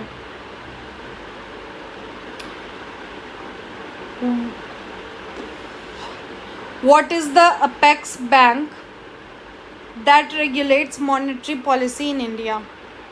फिर से मैं रिपीट कर रही हूँ, What is the apex bank, main bank that regulates monetary policy in India? Which bank regulates monetary policy in India? Answer, write down the answer in comments. चलो question number 10 पे आते हैं। डेमोग्राफिक डिवाइडेंड से आप क्या समझते हैं और इसके साइज़ को क्या क्या फैक्टर्स इन्फ्लुएंस करते हैं, इसका इंडियन इकोनॉमी पे इम्प्लीकेशंस क्या है उसको डिस्कस करना है। ठीक है। Accumulation of demographic dividend and deposits act as a great potential for growth while demographic डेप्ट act as a counter force, इसको एक्सप्लेन करना है। चलो इंट्रोडक्शन देखते हैं। डेमोग्राफिक डिवाइडेंड मीन्स, इसका मतलब क्या होता है, जो इकोनॉमिक बेनिफिट एक कंट्री को मिलता है जब वर्किंग एज का जो शेयर होता है वो ज़्यादा होता है डिपेंडेंट पॉपुलेशन जैसे चिल्ड्रन और ओल्ड पीपल से। ये है इसका डेफिनेशन, रट लेना है आपको। इस स्टेज में जो ज़्यादा से ज़्यादा पीपल हैं वो काम के लिए अवेलेबल हैं, इनकम अर्न करने के लिए अवेलेबल है, मनी सेव करने के लिए अवेलेबल हैं और प्रोडक्शन में कंट्रीब्यूट करने के लिए भी अवेलेबल हैं। इससे क्या होता है कि स्ट्रॉन्ग पॉसिबिलिटी बनती है, इकोनॉमिक ग्रोथ फास्टर होगा इसकी। सेम टाइम पे अगर लार्जर पॉपुलेशन जो है वो उसको proper education, health care, employment नहीं मिलेगा तो ये अपॉर्चुनिटी जो है वो बर्डन में कन्वर्ट हो सकता है। इसको डेमोग्राफिक डेप्ट कहते हैं। Therefore demographic dividend can become a great source of growth while demographic डेप्ट act as a counter force.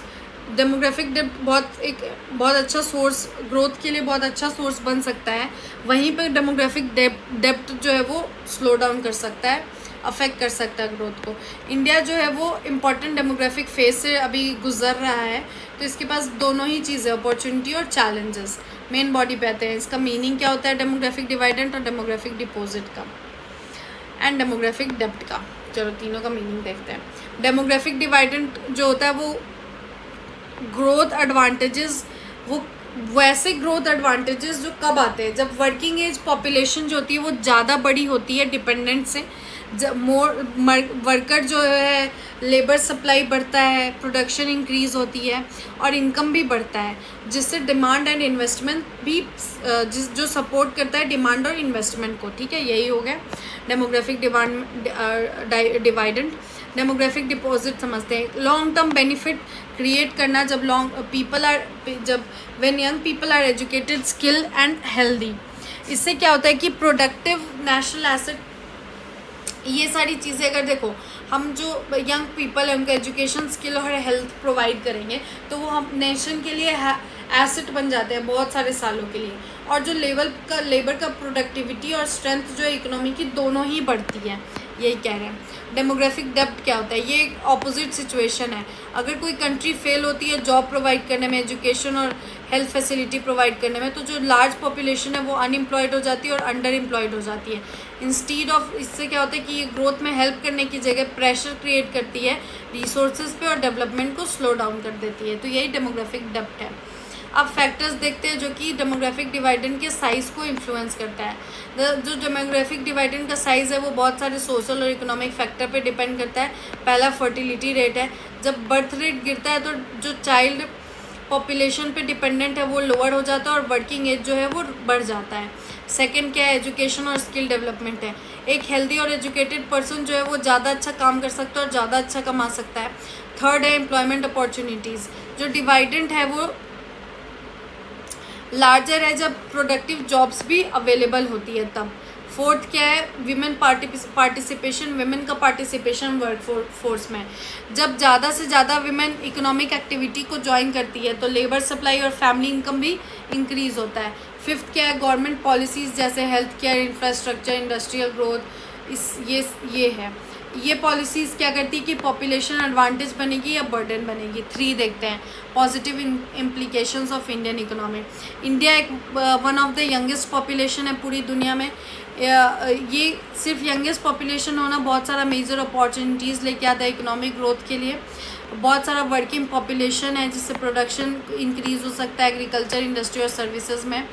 ज़्यादा वर्कर्स मीन्स कि ज़्यादा इनकम, सेविंग और कंजम्पशन। इससे क्या होता है कि बिजनेस एक्सपेंशन और इन्वेस्टमेंट को बहुत सपोर्ट मिलता है। इंडिया जो है वो मेजर सप्लायर बन सकता है स्किल लेबर का ग्लोबल इकोनॉमी में। यंग पॉपुलेशन जो है वो इनोवेशन और एंटरप्रेन्योरशिप सपोर्ट करते हैं। न्यू बिजनेस और टेक्नोलॉजी वो एक्सपेंड कर सकता है फास्टली। इस तरीके से जो डेमोग्राफिक डिवाइडेंट है वो जीडीपी ग्रोथ को भी बढ़ा सकता है और इंडिया का लॉन्ग टर्म इकोनॉमिक ग्रोथ को भी स्ट्रेंथन कर सकता है। चौथा देखते हैं चैलेंजेस और रिस्क क्या है डेमोग्राफिक डेप्ट का इंडिया में। India's demographic डिवाइडेंट is not automatic. India का जो डेमोग्राफिक डिवाइडेंट है वो ऑटोमेटिक नहीं है। बहुत सारे यंग पीपल जो हैं उनको आज भी वो अनएम्प्लॉयमेंट और अंडर एम्प्लॉयमेंट फेस करते हैं। बिना जॉब्स, प्रोडक्टिव पोटेंशियल के वो अनयूज्ड रह जाते हैं। इससे क्या होता है, ये क्यों होता है? क्योंकि एजुकेशन गैप, स्किल ट्रेनिंग और हेल्थ केयर के कारण रूरल एंड पुअर पॉपुलेशन जो है उनको इक्वल अपॉर्चुनिटीज़ नहीं मिलता है। इससे जो लेबर फोर्स का क्वालिटी है वो कम हो जाता है। लो फीमेल लेबर फोर्सेस पार्टिसिपेशन एक अलग ही चैलेंज है, क्योंकि बहुत सारी जो फीमेल है वो पेड एम्प्लॉयमेंट में एंटर कर पाने में अनेबल है। और इसके साथ साथ रीजनल इम्बैलेंस स्टेट्स के बीच में एक अनइक्वल बेनिफिट की तरह आता है, बन के क्रिएट करता है। अगर ये सारी इशूज़ कंटिन्यू होंगी तो जो डेमोग्राफिक डिवाइडेंट है वो डेमोग्राफिक डेब्ट बन सकता है और पॉवर्टी और सोशल प्रेशर इंक्रीज़ हो सकता है। डिवाइडेंट को ग्रोथ में कन्वर्ट करने में क्या क्या स्टेप्स रिक्वायर्ड है? इंडिया को है वो एजुकेशन, स्किल डेवलपमेंट और यूथ के एजुकेशन और स्किल डेवलपमेंट पे बहुत ज़्यादा इन्वेस्ट करना चाहिए और उनको एम्प्लॉयबल बनाने पे फोकस होना चाहिए। स्कूल्स की क्वालिटी, कॉलेज की क्वालिटी इंक्रीज़ करना और वोकेशनल ट्रेनिंग इंपॉर्टेंट है। जॉब क्रिएशन देखते हैं कि जॉब क्रिएशन, मैन्युफैक्चरिंग, एग्रीकल्चर और सर्विस में जॉब क्रिएशन करना नेसेसरी है। Labour intensive industry can absorb more workers. जिस ऐसी इंडस्ट्री जहाँ पे लेबर्स का ज़्यादा रिक्वायर्ड है तो वो ज़्यादा लेबर वर्कर्स को एब्जॉर्ब करेंगी, तो इससे एम्प्लॉयमेंट रेट इंक्रीज़ होगा। हेल्थ केयर अच्छा होगा, न्यूट्रिशन अच्छा होगा तो प्रोडक्टिविटी इंक्रीज़ होगी। Women employment should be encourage through safety. Women employment को कैसे एनकरेज कर सकते हैं? सेफ्टी, एजुकेशन, इक्वल अपॉर्चुनिटीज़ के थ्रू। गवर्नमेंट को बैलेंस्ड रीजनल डेवलपमेंट पे भी फोकस करना चाहिए। Balanced regional development and infrastructure पे फोकस करना चाहिए। ये स्टेप्स क्या करती है? डेमोग्राफिक डिवाइडेंट को कन्वर्ट कर देती है लॉन्ग टर्म इकोनॉमिक ग्रोथ में और डेमोग्राफिक डेब्ट को डिक्रीज़ कर देती है, रिड्यूस कम कर देती है। कंक्लूजन क्या है? डेमोग्राफिक डिवाइडेंट जो है वो वैल्यूएबल अपॉर्चुनिटी है created by a large working. कैसे क्रिएटेड हुआ है? बहुत ज़्यादा वर्किंग एज पॉपुलेशन जो है वो बड़ी होने के कारण। और डेमोग्राफिक डेब्ट क्या है? जब पॉपुलेशन जो है वो अनस्किल्ड रह जाती है और अनएम्प्लॉयड रह जाती है तो वही डेमोग्राफिक डिवाइडेंट डेमोग्राफिक डेब्ट में कन्वर्ट हो जाता है। साइज ऑफ डेमोग्राफिक डेब्ट depend on education. Demographic dividend जो है उसका साइज़ किस पे डिपेंड करता है? Education, health, employment, women's participation और इफेक्टिव गवर्नमेंट पॉलिसीज़ पे। इंडिया के लिए जो डेमोग्राफिक फेज़ है वो मेजर इंजन ग्रोथ का एक मेजर इंजन की तरह, मतलब ग्रोथ को बहुत तेज़ी से ग्रोथ में डेवलपमेंट लेके आ सकता है, क्योंकि जो कंट्री है वहाँ पे यंग पॉपुलेशन ज़्यादा है और ह्यूज इकोनॉमिक पोटेंशियल है। इससे क्या होता है कि जो बेनिफिट है बट डेमोग्राफिक फेज जो है वो मेजर इंजन बन सकता है ग्रोथ के लिए अगर कंट्री के पास यंग पॉपुलेशन और ह्यूज इकोनॉमिक पोटेंशियल है। लेकिन सिर्फ इससे बेनिफिट गारंटीड नहीं है। बेनिफिट कब होगा? प्रॉपर इन्वेस्टमेंट होगा, job creation, demographic dividend, demographic deposits, इन सब के थ्रू इंडिया की इकोनॉमी को स्ट्रेंथन किया जाएगा तब। बिना इन एफर्ट्स के डेमोग्राफिक डेब्ट जो है वो एक सीरियस चैलेंज बन सकता है। इसीलिए इंडिया को अपनी इस अपॉर्चुनिटी को केयरफुली यूज़ करना चाहिए for inclusive and sustainable development. यहीं पे आपका तो स्टूडेंट्स ये थे आपके Indian growth and development subject के top 10 most important question with answer जो डायरेक्टली एग्ज़ाम में आ सकते हैं।